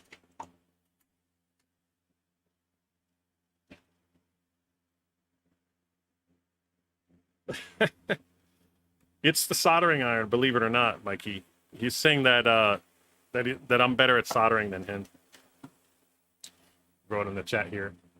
But I'm not that great. I mean, I've practiced over time, but the soldering iron, I was using Radio Shack for years thinking it's the best ever, and then it turns out, even the one with the stand, thinking it was high-end. This one's about $100, and it was money well spent. This Hako 888D. You just dial in. I'm at 750 degrees Fahrenheit, actually. That's usually the best for chassis. I find it all depends on what you do. Sometimes you want to put it higher to get in and out real fast, but I got to worry about this coil here. It's kind of wobbly. But yeah, so now we're going to put this one in here. I want to compare them, actually. Let me take this out carefully. So this is the new one. This is the old, obviously. This one is yellowed. I don't know if it's yellowed over time, but maybe they use different compound. But so 1, 2, 3, 4, 5, 6, 7, 8, 9, 10. 1, 2, 3, 4, 5, 6, 7, 8, 9, 10. I can see this one's bent already. I have to try to bend it. Sometimes this wire gets exposed, and that's where they fail, but it's fine. Yeah, so that's them. That's the main difference, is this thing holds it together, but this one was screwed in, and this one's not going to be screwed in, so. But it's definitely the same. I don't know if you've ever seen a K4600, but the 4600 flyback is unique where it's separate. It doesn't go in the board. It's actually on the side. And that one only has the focus, doesn't have the brightness. The brightness is actually done on a card. So yeah, so this one, if you were to look at it, I'll point to it right here. Yeah, I'll zoom in on this, but oops, man, I gotta put like a label on that or something because I keep going the wrong way. But if you look at this one, check it out. Yeah, see? Total burned, melted hole, and that's what caused it to fail. So yeah, always inspect your stuff. I've actually capped K7000s, not checked it, where there was a crack in it, and then because caps are in there, it's like an engine of a car, right? Like you replace a part, another one goes. So I capped the whole thing, fired it up, and the crack that was in there, but I didn't realize it, it actually blew up the flyback and caused, it took everything out. I had to rebuild everything. It sucked. So the only thing I'm going to save on this, well, this goes to the focus pin. See, these are all the same color, so I use this as reference, but this is a focus pin, which is a white one. And then this one here, I'm going to cut off and reuse. And you don't want it to be too long, so I got to figure out what the length is good for that. So I'll look at that in a second. But everything over here looks good. Like that looks brand new. There's nothing really wrong with it. I'll zoom in again so you can see. You know, I should test the diodes, but it's very possible that those, I'll test those later if it doesn't fire up, but I'm pretty sure that looks okay. It doesn't look charred or broken or anything. Just visually, I think it'll be fine. And I don't think I'm going to replace these either. That's these over here, the pots. They should be fine. The ones that get hot or brittle, those are the ones near a neck. These here, they get brittle like crazy. Like you fart on them and they break. So anyway, let me put that up there. All right, so what time is it now? Oh, it's 4 o'clock. It's late. So I'll probably end up just putting this in and then saving the cap kit for part 2. Because it's getting late over here.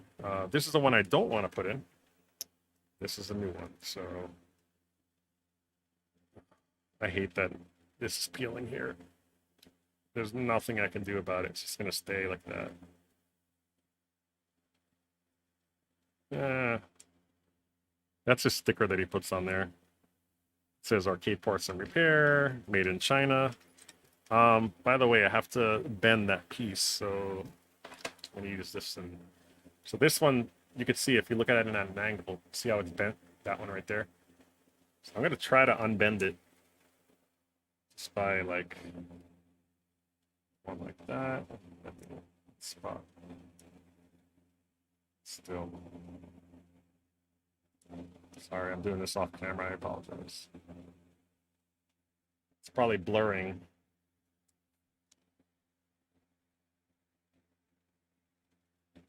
All right, let me zoom out. That looks pretty much straight. Slightly off.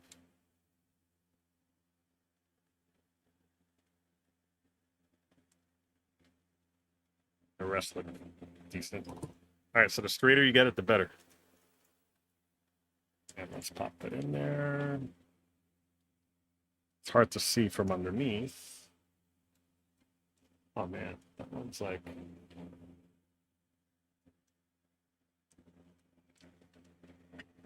You have to just get lucky, honestly.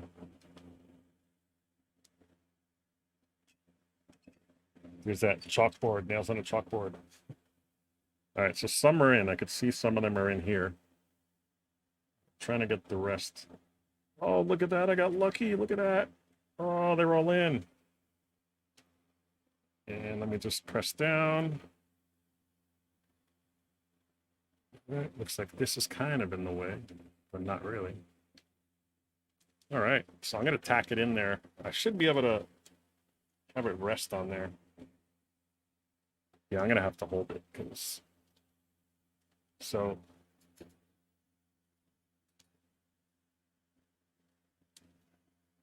I'm just trying to angle this up so I can grab it one more time. So I'm just tacking it in there. This is like an expert move here, wondering about soldering. Let's see how it's stuck right on there because I put that brand new solder on there. Let me just do one more. It's pretty heavy. All right. Good to go. So now I can just do the rest here. I'm trying not to get a glare. I got to change this light. You know, I learn, like I said, I learn everything as I go for streams to make it better. I'm always trying to improve. But yeah, you'll see sometimes you'll see a glare. It's cool. I have like a spool on this dispenser here. Looks great. So you want to put like pressure on the pad and the post at the same time. Not really pressure, but you want them touching. And then you want like a, it's going to look like a cone button for Atari. You're done.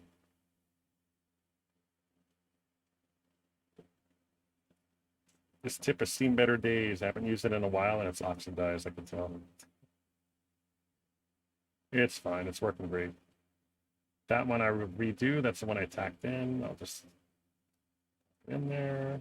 Same thing here. Same thing here. So far, the pads are intact. They look great. See the smoke going away from me. And then this is the last one. I'm just going to add a little bit. That's the one I tacked in there. All right.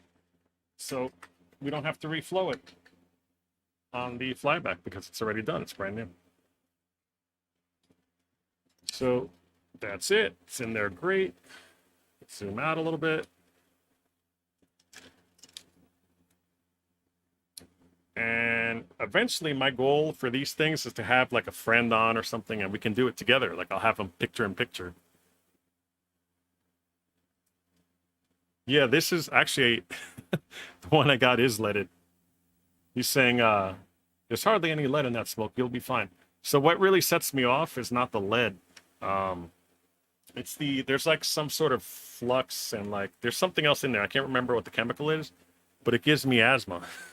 So it's not even the lead that's doing anything. So sometimes the next day I'll be coughing up a lung. I'm like, why am I coughing so much? And it's because it irritates your throat, the smoke along with some other ingredient that's in this stuff. But right now it's blowing it away in the arcade somewhere, and it should settle somewhere. I don't know if the rug absorbs it. Who knows? But it's away from my face, and when I realize when I do this, suck it away, it really helps. So I can't wait to get that filter.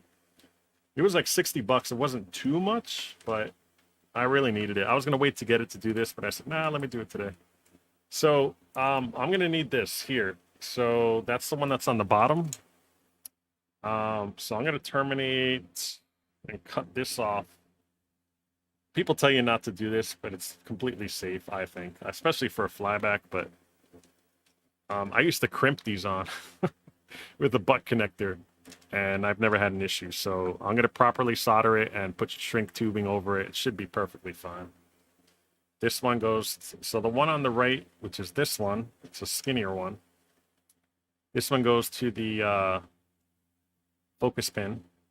And then this one here, obviously, you don't have to do anything because it's the anode cup. And people were telling me sometimes if these are in good shape, people save these because sometimes the rubber is all screwed up. And you're able to, by cutting it over here, you're able to kind of salvage it. I think this boot comes off, so I might be able to salvage parts where this little boot might come off. Looks like shrink tubing. I can desolder it. I don't know if I can salvage it, but I guess in a pinch, I guess I could. So this looks perfectly fine. There's really nothing wrong with it. It's actually better quality than this. This is smaller and kind of skimpier. So what I may do, I'll just do this. Snap it off and just have it as parts. I have a box actually where I put arcade parts just for monitors. And I guess if I had to, I can solder it back on there on another one that's really hosed. Because, you know, people are like, oh, don't even save it. They have, just get a new flyback. But what if flybacks run out? And then this is what your problem is, and the flyback's fine. So, you know, it's coming. Those days are coming. People said CRTs would never disappear, and look, It's hard to find them, so I'll put this focus pin on later. So the flyback pretty much is done. I just got to put this on, so I'm going to go ahead and do that. But I'm trying to think, if you put this in, and then this goes on the neck board, which is right there. You got to cut them down to size. I would say that that's fine. That's from the bottom, right? Yeah. So I'm going to just take it out. Where's my,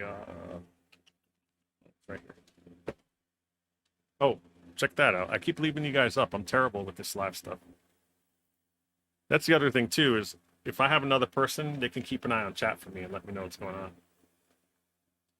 My favorite cap is this one. This one, I believe everything's labeled on both sides. Yeah. Yeah, so it says C508 on one side. Like, everything's labeled, both sides. Silkscreen is correct. I think the G07 is probably my least favorite, because there is one cap. I can't remember. It's C502. I can't remember which one it is, but one of them is actually silkscreened incorrectly on this side. So people sometimes put it in backwards, going by the back when it's really wrong. But Arcade Parts and Repair and his kits, like similar to this one, he'll tell you like, hey, look out for that when it's backwards. But in this case, everything's fine. But I think this is my favorite. It's the easiest to do. This one's in great shape because it's never been worked on. But sometimes when they're used a lot, this one doesn't really look like it was on for a long time either. But when they are used and burned up, a lot of the traces on these, because they do get hot, especially the neck board, they're infamous for like, you know, lifting traces on here, and you just got to be careful because this gets so hot. But other than that, as long as you know to reflow this chassis, you'll be fine. So let's see, the bottom piece is right here. So what I'm going to do is I'm just going to cut this off. Right there. And I'll cut it off a little bit more. Oops, I did not mean to do that. Trying to get it out of there.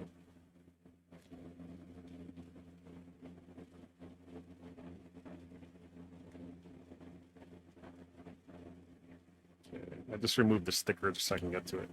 So I'm going to do this. Super easy. Might need to make it a little bit longer. You can actually use this to measure it, whatever size you need. So put it on the end there and then just kind of do that. So that's about good. So I'm going to twist them together. This one has tin on it. Not this one, sorry. Sometimes they tin them, like this one has it for the focus pin there. If this one has it, just make sure you cut it off because you can't twist it if it's like that. So now I'm going to do the other side, which is this. I have this too. This is like the best tool I've ever bought. It crimps, it strips it so well. So easy to use. And it works on, I've used it on that thick, house wiring, and it works just fine. Takes off the outer edge without getting the two inner stuff. That's what's great about it. It squeezes it off versus cutting. So now I'm just gonna kind of just twist these two together. I can manage to do it here. Oh, you know what I forgot to do? Hang on. Got to get the shrink tubing. I'm infamous for that on live streams. I forget to put this stuff on. So I'll zoom out here. I gotta find the right gauge here. I think this one's fine, this black one. Do I have red? No, I don't. Not big enough. And I might use a lighter. I don't know if I can find my... It's all the way upstairs. I don't know if I want to get it, but I have to get the heat gun. So basically, I'm just putting the whole thing on there. You don't have to. You can cut it in half, but now I can twist it together. I hate using lighters, but I might use one. That's like the jankiest way to put stuff together. I laugh at people on YouTube when they do that, but so I'm going to solder that. I have this little thing called Helping Hands, which is great because it'll just hold it for you while you do it. And let me get this out of the way because it's on my cord.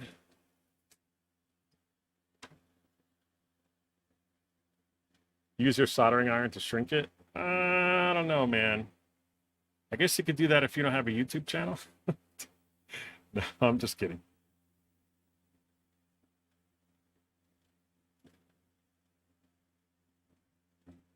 All right, that's good. That's never going to come out. And then, let me see if I have a lighter, or I might have a torch. Torches are pretty cool. I have like a junk drawer. You can hear me going through it. Hang on.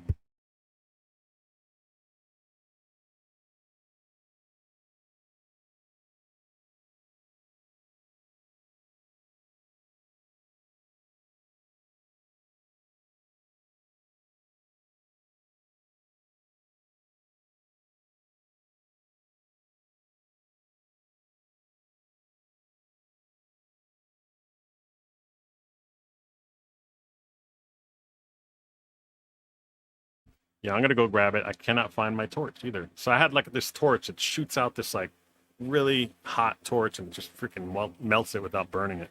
So hang on.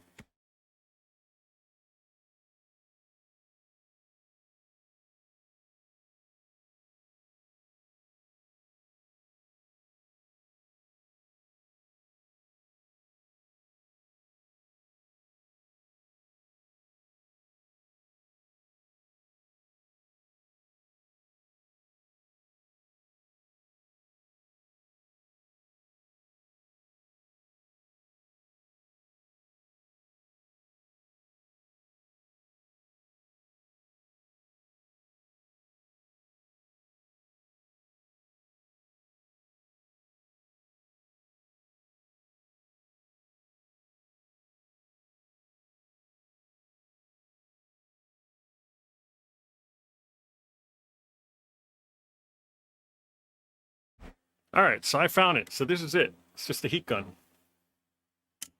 It has cold setting, and then hot. So I'm gonna put it on hot. Let it heat up, and while I do that, I'm just gonna slip it over. Take it out of here. And that's it. You just kind of just, I don't want to do it towards the LCD. I'll melt my, that's it. Rotate it. Voila. That took what, 2 seconds? I'm just letting it cool down here.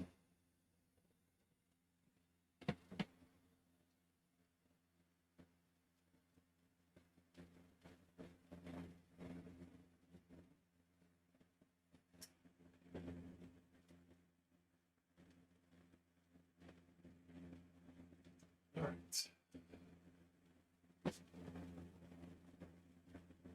Let me put it down.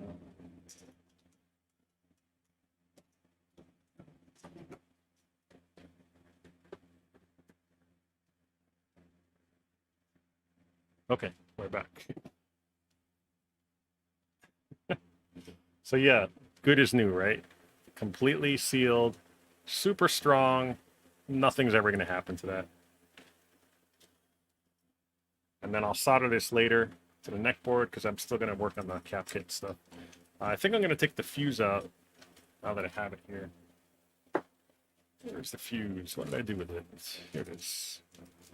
So the model number, let's see. So this is at F501. The model number I think is 419 on his website, but what I do is I usually write the location so I remember. So this one here says F501. I just wrote it right there. It's hard to see, but I wrote F501. And if you look here, right there, I'll zoom in. It says F501. So that's the one you want to do. This cover comes off once you desolder it, so I'm going to go ahead and swap that out.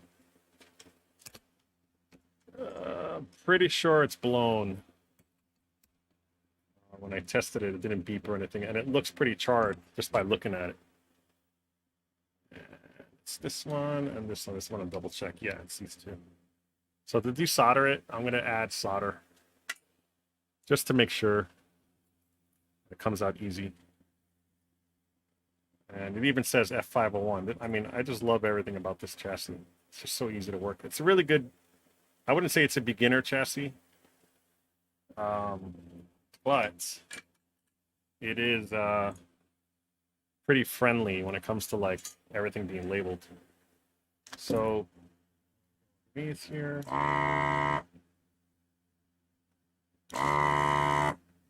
Popped right out. Ta-da! I should show you guys. I have this too.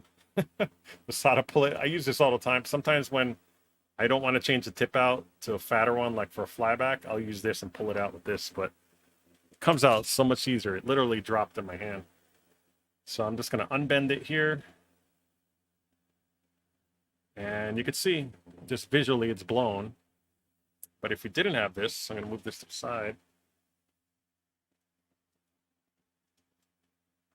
I'll get my multimeter. Wow, it's really dirty from that solder earlier. Clock is truly old school. Cool. So what's happening is I have so much on my desk that I'm throwing tools to the right, and I'm pressing my mouse and it's clicking on stuff it's not supposed to. So note to self, clean desk and put stuff where it belongs. So I'm just putting my my fluke. I finally got a fluke. This thing is awesome. I want to say it was like I want to say it was $150, but they've gone up in price since COVID because electronics. So who knows? But totally worth it. It's all automatic. Everything. It's great. So you just set it to ohms and it'll just know. It's crazy. So right now I'm doing it, you know, to continuity. And this is a rubber surface. Don't do it on metal, obviously. And it's not beeping because it is blown. So don't always go by, if it doesn't, obviously you could see it here, but if this is nice and clear, test it anyway. And if it doesn't beep, it's broken. I've had these things on the edge here, like unscrew and come off. Like they're not even connected. It looks like it's fine, but then when I take the fuse out, it just falls apart in my hand.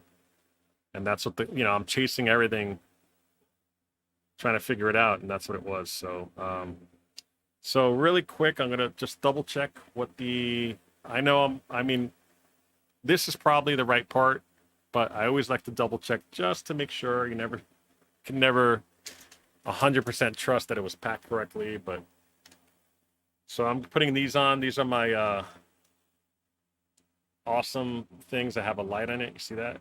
Two different settings. It's pretty cool. And I can look closely because these things are microscopic, but it says here, it says 125 volts, 4 amps. So this one here is probably rated higher. This is 4 amps, 250 volts. So even though this is 250, this is 125, it's fine because this is rated up to 250 volts, and this is only till, for that amount. What was it? What did I say? 120? Yeah, 125. So this is actually double the strength of this one when it comes to how much juice can go through it. If you look really closely, I'll even show you the difference. These are quality fuses, let me tell you, because can you see that? I'm trying to get it to zoom on there. So this one here, it's very, very, very thin filament. Like you can barely see it, like right there on the right. Hopefully you can see that in HD. This is a 4K stream, so you should be able to see it. But this one is way thicker. See, it's twisted together. So this is better to have on there. So I'm going to toss the other one. I'm going to save this. I could put a Q-tip in there, but it's brown. It doesn't matter. I don't really care as long as it insulates it. So you just want to put that over there and then put it in there. Let me get the chassis back. But yeah, so that's me testing it. You don't need a fluke to do that. Any multimeter's fine.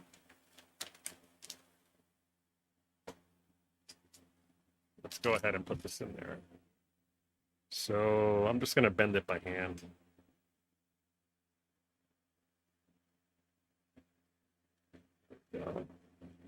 Doesn't matter which way you put it in. Let's see. There. Just pull it through.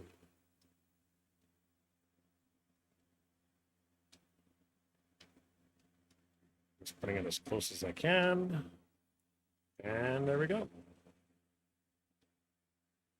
So I'm going to tack this in there too because I'm holding it. I don't like to bend them because then they're really hard to get out. So I try to keep them straight. If you're new at it, I would say bend them, but then it's just harder to get out later if you need to. But most people don't have to do that for another 40 years. So who knows? So I'm just tacking this in there. I can do it. I don't think I got enough solder on there.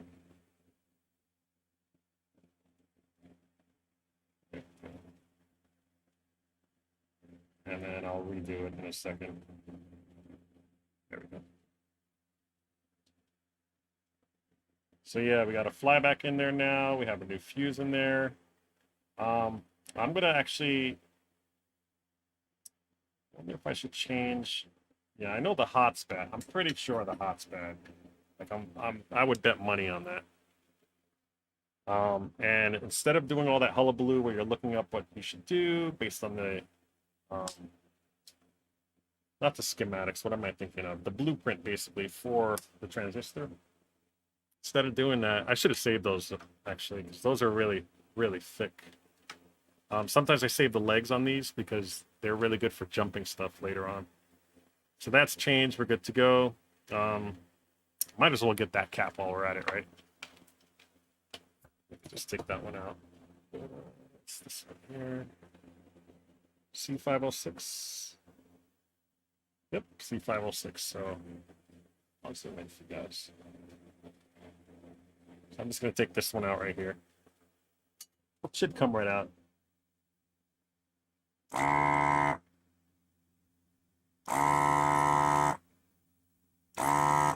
Yeah, it just fell right down. And there it is right here underneath. So this one, I'm just going to double check. It's 22 at 160. So as long as you put 160 or higher, you should be fine. These are factory ones. Sometimes you'll see 250s in there and you get a 160. That should be fine too. Just check the schematics to make sure. 22 microfarads. So I'm going to grab my handy dandy thing over here. Usually I have it on the side, but 22 at 250 is probably, yeah, it's probably this one here. 22 at 250. Take it out. Now I'm going to whip out this part. And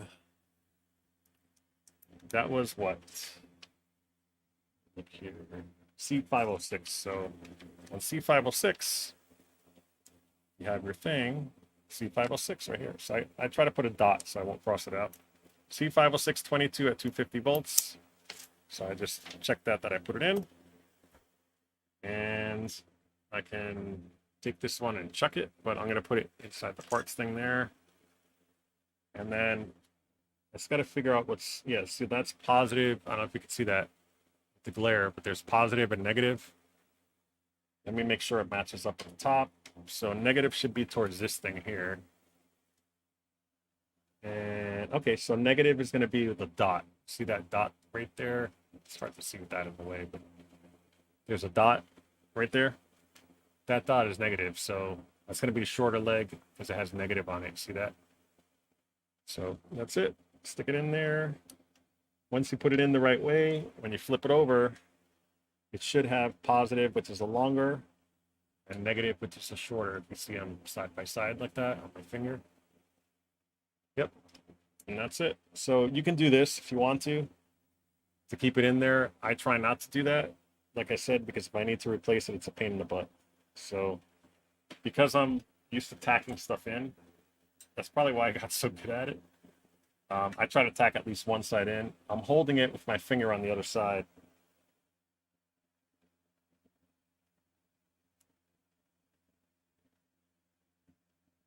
There we go. And let it go. And I'll just put it in. So I just did that because it was right next to it. Might as well.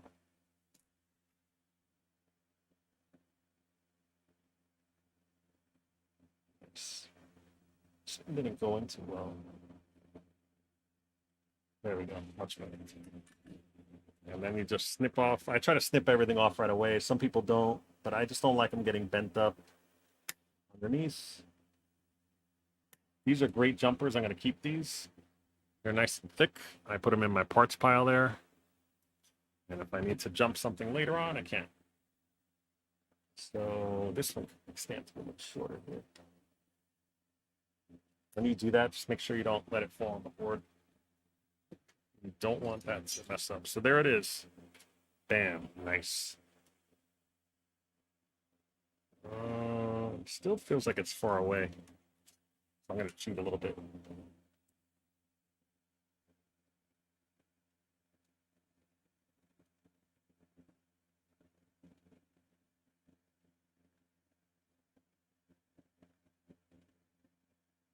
Okay. I'm just pushing it on the other side. But we're good. That's nice and flush. Positive, negative. So what I do is usually I'll get a thicker Sharpie here. I don't know if I have black, so I'm just going to use red.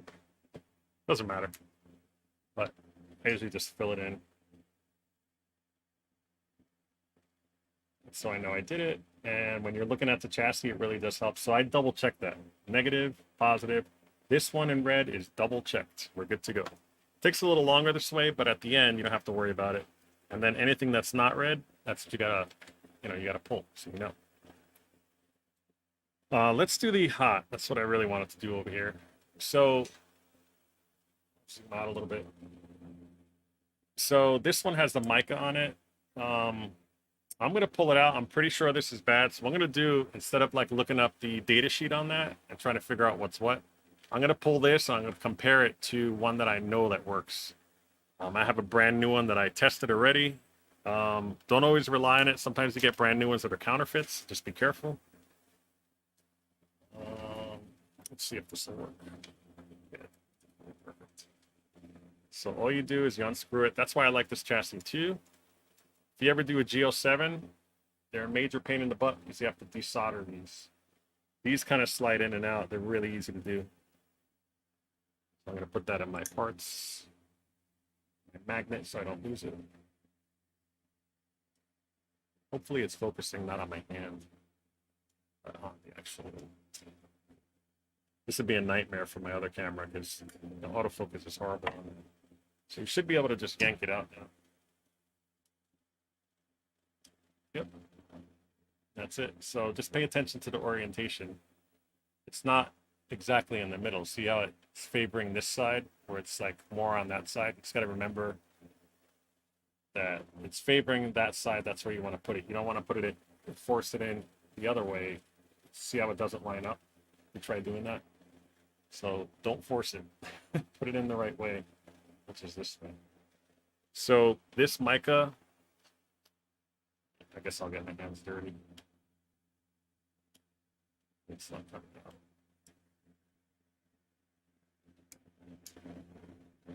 There we go. So this is the plastic I was telling you about. It's very messy. So this one kind of looks cracked, so I don't want to use it again. It's like a slight little crack on that part there. So I'm just going to toss it and use some alcohol to clean it up with my handy dandy cotton swabs. Even though they're not, they're foam. Just gonna take this and clean it up really good because I'm not using any of this stuff. Normally you don't have to be that critical, but I'm not using any of this heat stuff on my new installation. I'm just going to use the rubber ones. So I'm not using mica, which is plastic.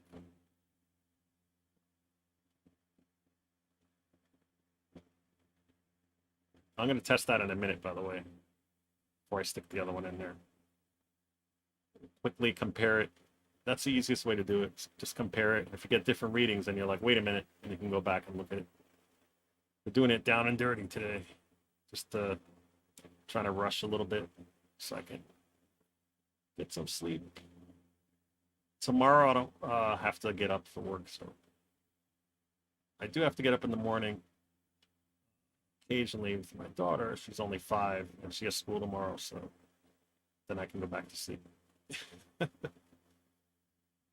All right, so I tried getting in there.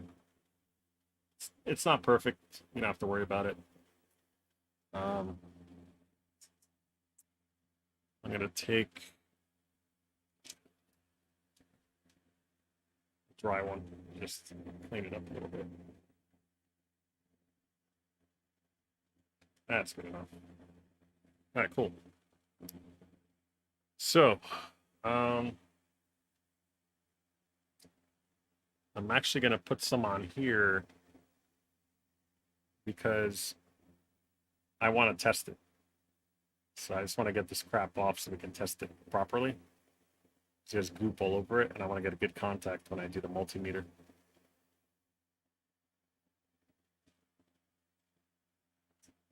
Just gonna clean it up with this paper towel.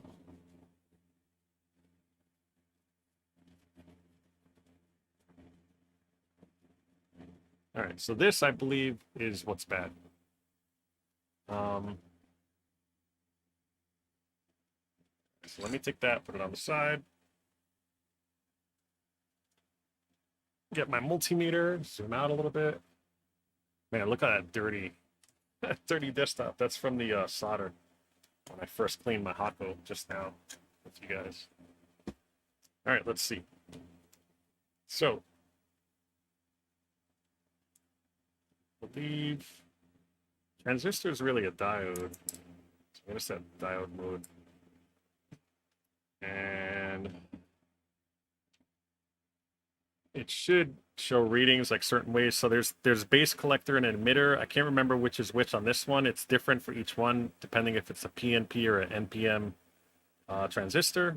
But basically, you have to touch these two together, then you reverse it, do it that way. Then you have to go to the collector, I think it is, and if it beeps, it's shorted, like this one is. Yeah, that's totally shorted. But it shouldn't beep. It should kind of go beep and then show you a reading. Yeah, this one's totally shorted no matter what you do. I just do all the different combinations. Like that, and then to this one. That to this one. This one there, to there. Yeah, this is totally shorted. That part was 898B. Let me just double check here. That's the voltage regulator. 71. Hang on a second, let me just double check.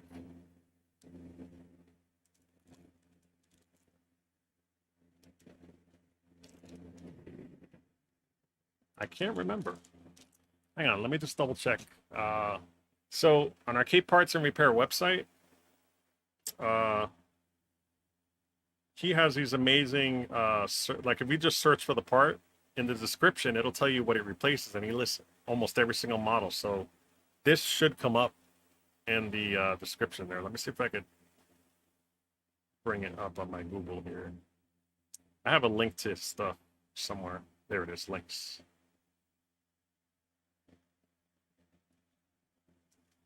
All right. So right now I'm going to the B+ settings here.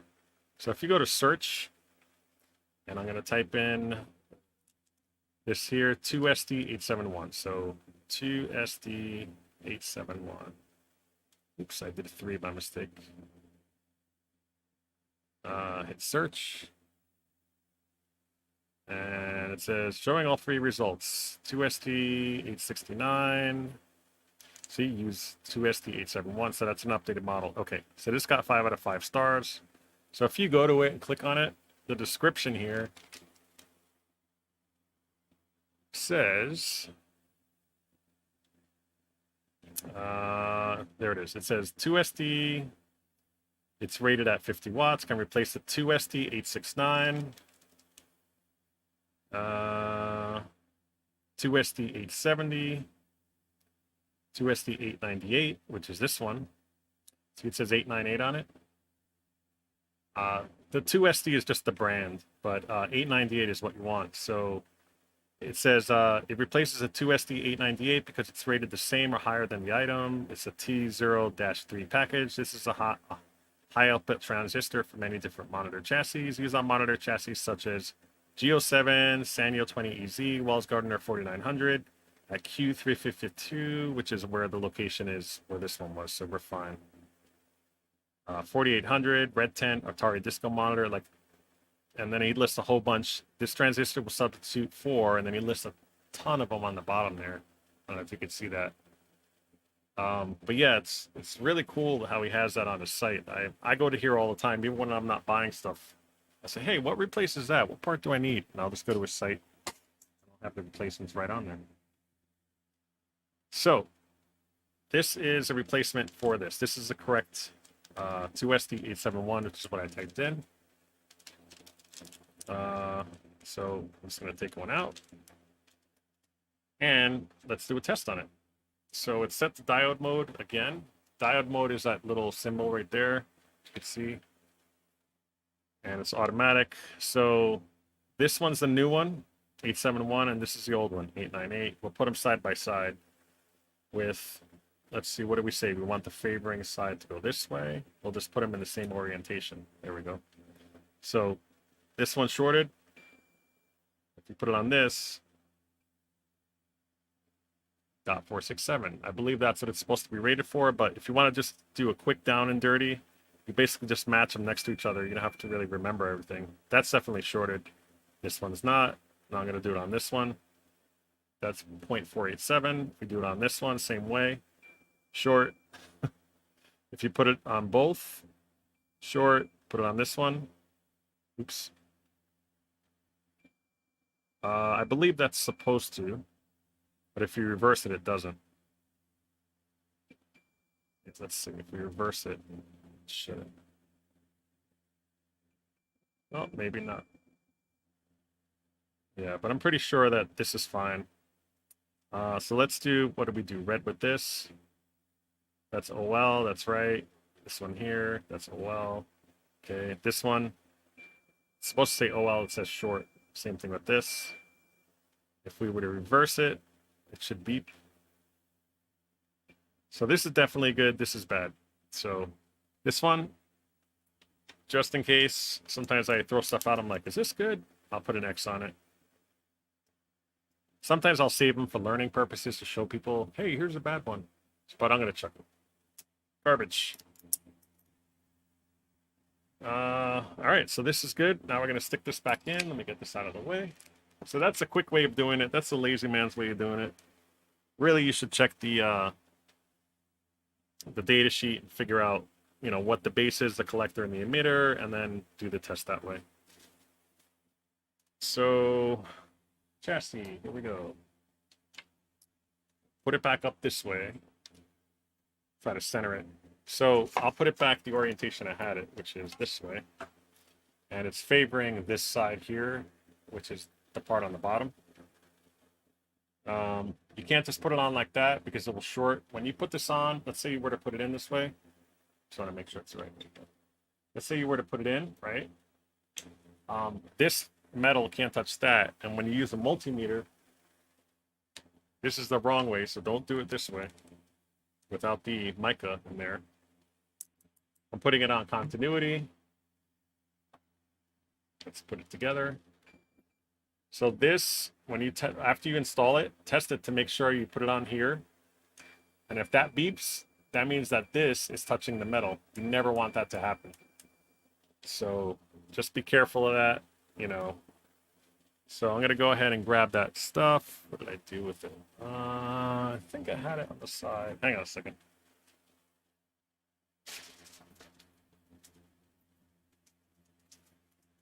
Yep, everything today.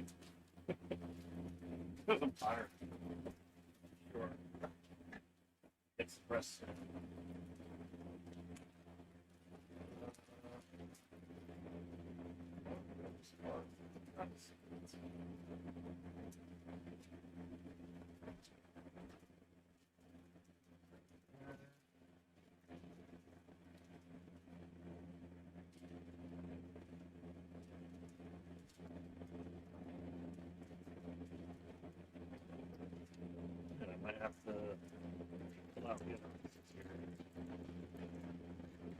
Hey, I did find, by the way, I did find the mica.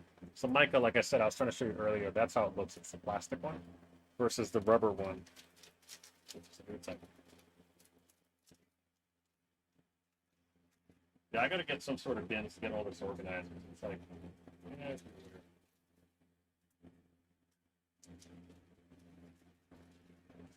I had plans to change this out too. This is the B plus, so I'll put that on the side. It's a brand new B plus cap.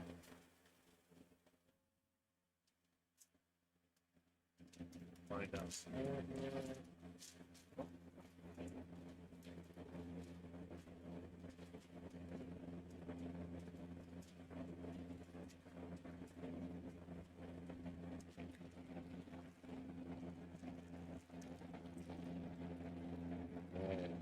Where is it? It's not in there. So if you're wondering, I'm looking through bags and bags of stuff like this where I label everything.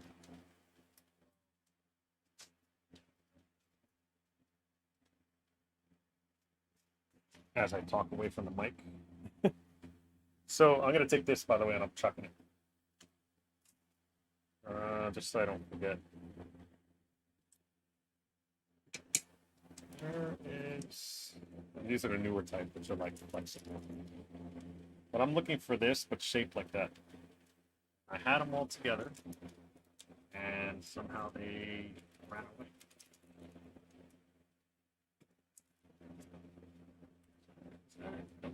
Close. Just looking at my. Oh, here we go. I knew I put it somewhere. So this is it right here. You don't need any. You could put it on if you wanted to, but it's kind of a waste. You don't really need to. This does everything it's supposed to. Just a lot neater. You don't get it all over your hands. That other stuff is pretty messy. But what you do is you put a little on your hand, and then you kind of just. I usually put it in between two hands like this, two fingers, and I'll just hold it on one end and kind of slide it out and spread it so that both sides are coated. And then you place it there. Usually I put it on here first. See how it's offset? So you want to make it so that it's on the correctly there. This looks kind of weird. And then it kind of sticks to it with the other thing, and then you just carefully put it on. But sometimes it moves and it gets everywhere, and your hands full of that crap. So this makes it a lot easier. As I don't talk in the mic, sorry about that. And I'll look at chat in a minute. There we go. Making sure it's on the right way, which it is. And this fits right in there. It's kind of like hard to push in. And it's designed that way so that it stays in there. And then now I'm going to take these two things right here. Put one in.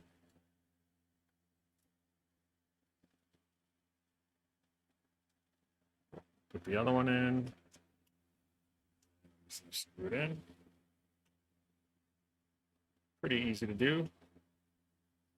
You don't want to over tighten it. I've heard of instances, especially when you use a mica, that it breaks it and then it causes it to contact the frame over time. So you want to get it in snug, but don't crank on it. You know what I mean? I just do a little bit at a time. All right, that's good. Continuity test. Let's see if it works. So, trying to find my red one. There we go. So, oh, that was false. It wasn't actually. Yeah, there we go. So that's it. I'll do both. Hang on. Why is it doing that? Oh no, that's just my it's my stupid multimeter. But it's good to go. It's not doing that.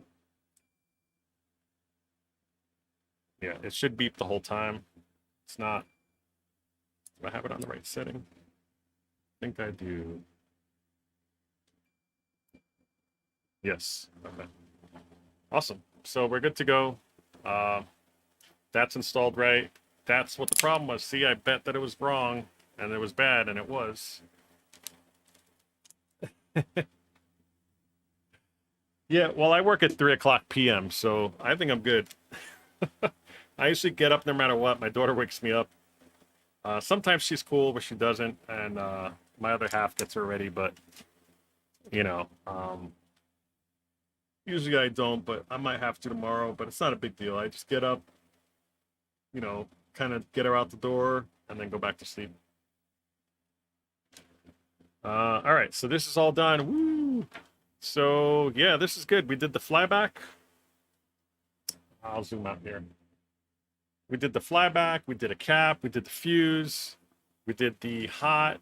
I could take this out and compare it to make sure it's good. And if it's not, I wanted to replace that one too. If I should do that.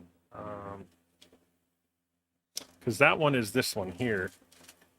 For sure. Where is it? I put all the parts. Oh, here it is, right here. This may be fine. You know what? Since I have the multimeter out, I'm just going to take it out since these are really easy to do. Now, on the G07s, this part here is soldered in. You got to unsolder all the wires. It's such a pain in the butt. And I'm going to show those F2 I got a cap. So that's going to be a future stream for fun. But this is so easy to take out. I'm just going to test it quick. And I have all the parts here anyway, so let me put that there. Let me just kind of... Sometimes it doesn't come out because of the... It's like glue almost. There we go. Come on out. Yeah, that one's pretty in there. Yeah, this one has 3. Because it's a voltage regulator. So this one is pretty brittle. I'm going to get rid of it. I'm going to see if I can salvage that other pizza. It's pretty much dry right now. Hang on.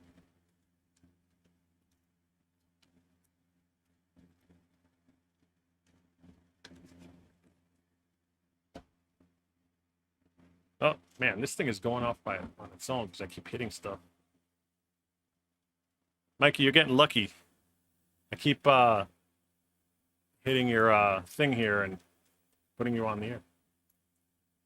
There's my mouse. There it is. Yeah, so I see all your comments here. Like, you said you can just test it to the frame.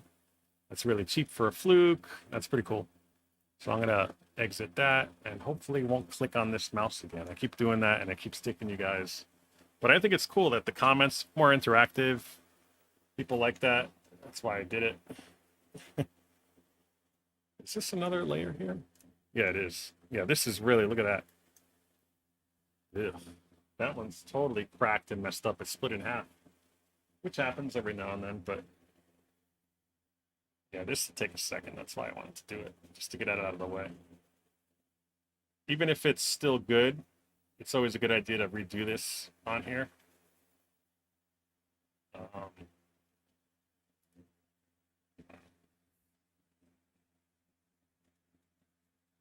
right, that looks good to me. I'm going to use a tissue for this. It's going to quickly dry it. And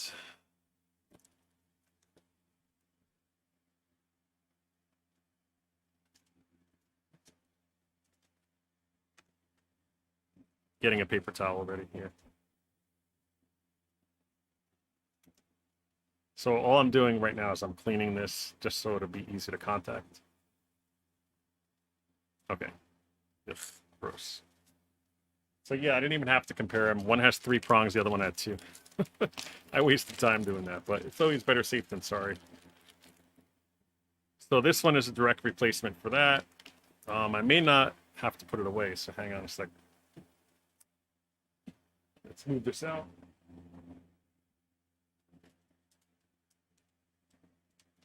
Let's get my fluke ready. Multimeter. I'm gonna align them the same way. And then we're gonna put, let's start with that. So this one here is the, looks pretty new actually. Maybe somebody did swap it out. Huh. But obviously the one with the stuff is the one we need. The 380 is what's supposed to be in there, but this is one that was rated higher. It looks pretty legit. Sometimes you can try to get this stuff off with alcohol and it'll come off, and that's how you know it's fake. Man, I don't know why, but I keep hitting stuff. Sorry about that. I'm going to put this mouse somewhere where I can't hit it. Oh, it keeps doing it. I think it's just working on its own. That's what's happening.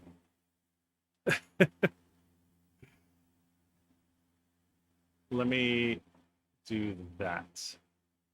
Yeah, okay. So I completely killed the widget app. And I'll work on it and why it's doing that. I always watch my stuff to make sure it's good once I'm done. So let's see here. That's good.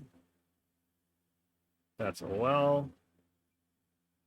6.22. Let's see what this one says.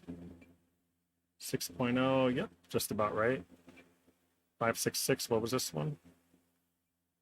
560. Yep. So I think they're both good. And I'll do it in between to see how it reacts. 843. This one is 864. I do between these. OL. OL. OL. OL. Then I reverse it. OL. OL. Same thing here. Yep. Okay. And then I'm going to put the red down this time. That's OL, OL, and OL. And this is OL, OL, OL. All right, so this is still good. I'm going to reuse it. I'm just going to clean it up. See, save money because these are like $6.50 a piece. I usually get them from Peter. I've never had anything counterfeit from him, but you never know. It's not really his issue. It's where his supplier is. So I don't know why people do that. Those people like can probably cure cancer or something, and they're like wasting time giving people counterfeit stuff. I mean, I guess if they go for $6.50 a piece, I mean, you know, I don't know if he tests all of his or not. I'm going to say he doesn't. But like I said, I've heard people that they said, oh, yeah, I've gotten stuff from him that's fake. Like, it's not really his fault, but I've never personally ever gotten any. So, it's about to take the towel. There we go. So I'm just cleaning it up. You don't have to do this. Like I said, if I leave a little bit, it's not a big deal. But I'm being super picky. Giving it extra good contact here. So this one is good. I'm going to just put it back.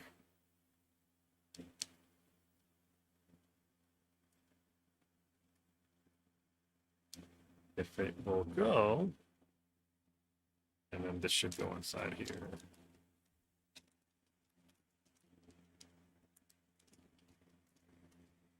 Hey, Botzerker, what's going on? You said you worked with Bartop? That's cool. I actually have to assemble. I was thinking of doing it. Maybe I should do a live stream on it, but I wanted to do an unboxing on that. But I have a Neo Geo bar top that I got from Harman Customs a couple years ago that I've never opened. It has artwork and everything in it. And I'm planning to put I started collecting. Wow, I have like 20 carts now for Neo Geo. I actually have the entire Metal Slug collection finally. About 2 weeks ago, I got the last cart that I needed, which was 5, the most expensive one, of course.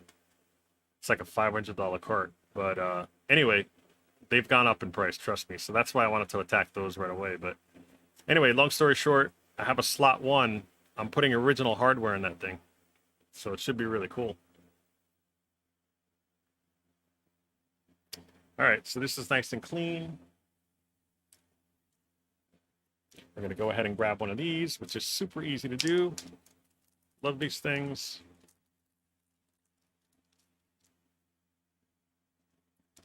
And he sells them at the store too, obviously. That's where I bought them.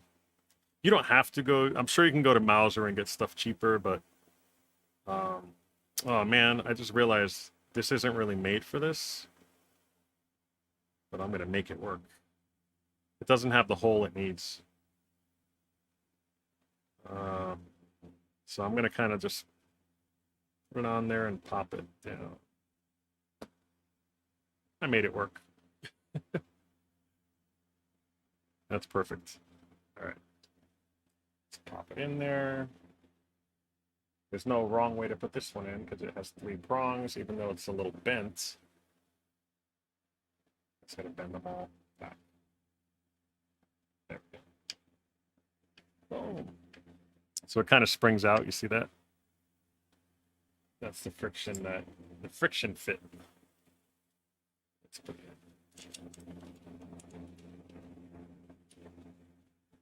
Or did I? Oh, that's why. Shoot. I actually popped the whole thing out. There we go. Now it's in. Now it's staying in. There we go. 1, 2, and then we'll put this in, and then we'll call it a night. I'm glad I tested it though. And redid the paste on it. It's always good. So how do you guys like the top view? Is it good? Is it annoying? I think it's cool. I actually have to, it's kind of trickery, but this camera is upside down, and then I take my OBS and flip it the other way. But before, if you notice my old videos, the camera was on the other angle, and you see my hands come in. Right now, if my hands come in, they come in from the bottom, like if you're me. But before, it was flipped, so you saw my hands come in from this angle over here. So this is more natural, and it's out of the way. I don't have a tripod. It's a whole rig that I bought, and I actually made it out of a, I'm not putting it too tight, out of a stand, a mount for LCD monitors. Worked out great. Cool. Good to go. So, yeah, this is a good stopping point. I'll probably hit this next. I'm just pretty much shotgunning it, but I'm pretty confident that because I swapped out the flyback with the hole in it, which took out the fuse, which took out the hot, which took out the fuse. I replaced all 3 of those items, and nothing else was bad. Like the voltage regulator was fine. I'm pretty sure if I fire it up right now, it's going to work. But to have it open, might as well just cap everything. So that's what I'm going to do. But I don't think I have to troubleshoot further. I think this is going to work just fine, and I don't have to worry about it. But yeah, we got the hard part out. Nice. It's always fun. I love changing out the pots. That's really fun to do, I think. These are so crispy, and once you desolder them, you see some of them are like hanging on by a thread. They're just so old and cracked, and it's really nice to put the new ones in there. Cool. So that's it. I think that's awesome. Let me switch to my other view. I'll chat with you guys for a little longer.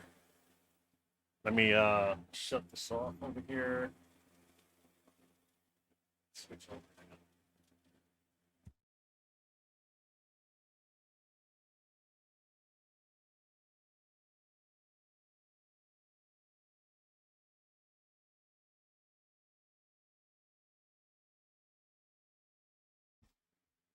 All right, I'm trying to switch this over while spilling my drink here.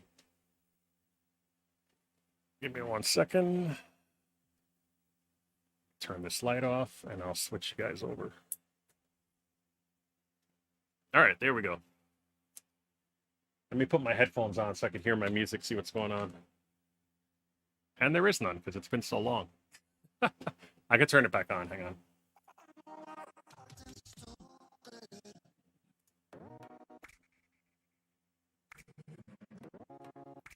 Is it playing? Yeah, it is. I think something's going on with my...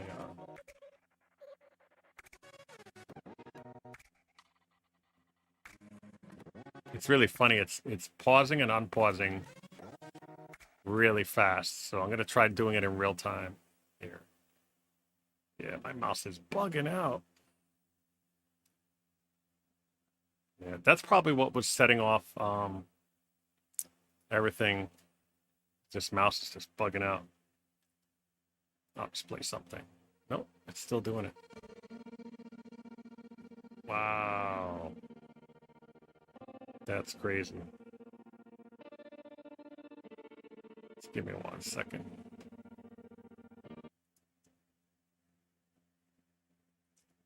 Let's try that again. Yeah, I'm just gonna shut it off. No music for the rest of the stream there. So we're good to go. I put it back on. I think I'm okay. I'm not sure if I'm blurred or not, but whatever. It is what it is. So yeah, so thanks for coming on. I'm not sure if I can click on this plugin there for Twidget because it keeps taking us in and out. So it was a mouse issue is what it was. It's possible because it was so far away that it was just acting weird. So it was taking you guys, it was taking random tweets or a chat to, yeah, let me try one here. Let's try one. Nope. That's going, nope. I don't want to put you in. It's not letting me again. Let me try going over here on this screen. There we go. Very good work, Dale. Enjoyed that. Thanks. Yeah, so it works on my left screen, but not on my right. But it's definitely my mouse because I'm not able to take it out here. So it's probably conflicting. I got to figure that out. But, you know, like I said, everything's a learning experience. If you guys want to check me out on Twitter, don't forget, I'll put it there so you guys remember. It's at Dell's Arcade. I post stuff, not daily, but I post stuff every now and then. And then also on Instagram. And of course, if you're new to the channel, we hit 5K subscribers. I just had a giveaway on that. I can't believe it's 5 already. That's crazy. You know, before you know it, I'll be at 10. And then I'm able to do more stuff because everything unlocks basically when you go to 10K. But again, I'm not, you know, it is what it is. I like doing the hobby. I really don't care about, you know, how many views, how many subscribers. I just like doing what I'm doing, which is more live stuff to get stuff out there. But I have been looking over footage and I've been logging footage. So have to decide what I want to do first. Most likely I'm going to throw out a video for Reactor, putting on the artwork. Jeff and I worked on that, I want to say last year in the summer. So that'd be a cool video. I'll probably do a time lapse and I'll do a different style where I'm kind of narrating and I'll have some nice music and stuff. I'll try to make it more artistic like I like and professional. You know, I have a certain look I like on my channel, so. So Mike's saying, Mike is saying, do you have a website that you use for schematics for the K700? You mean K7000 and other monitors? You just type in K7000 schematics and it pops up. Usually Clav has them there. So whenever you search for whatever schematic is, I have them all saved. So I just go to my hard drive and access it that way. I have it on Dropbox as well, which is a cloud. But just go to Google and type in K7000 schematics. You can do it right now and you'll see it pop up. Same thing with flowcharts. I know Randy Fromm has some flowcharts. I've been meaning to buy his stuff. He has like DVDs full of like schematics and all that stuff.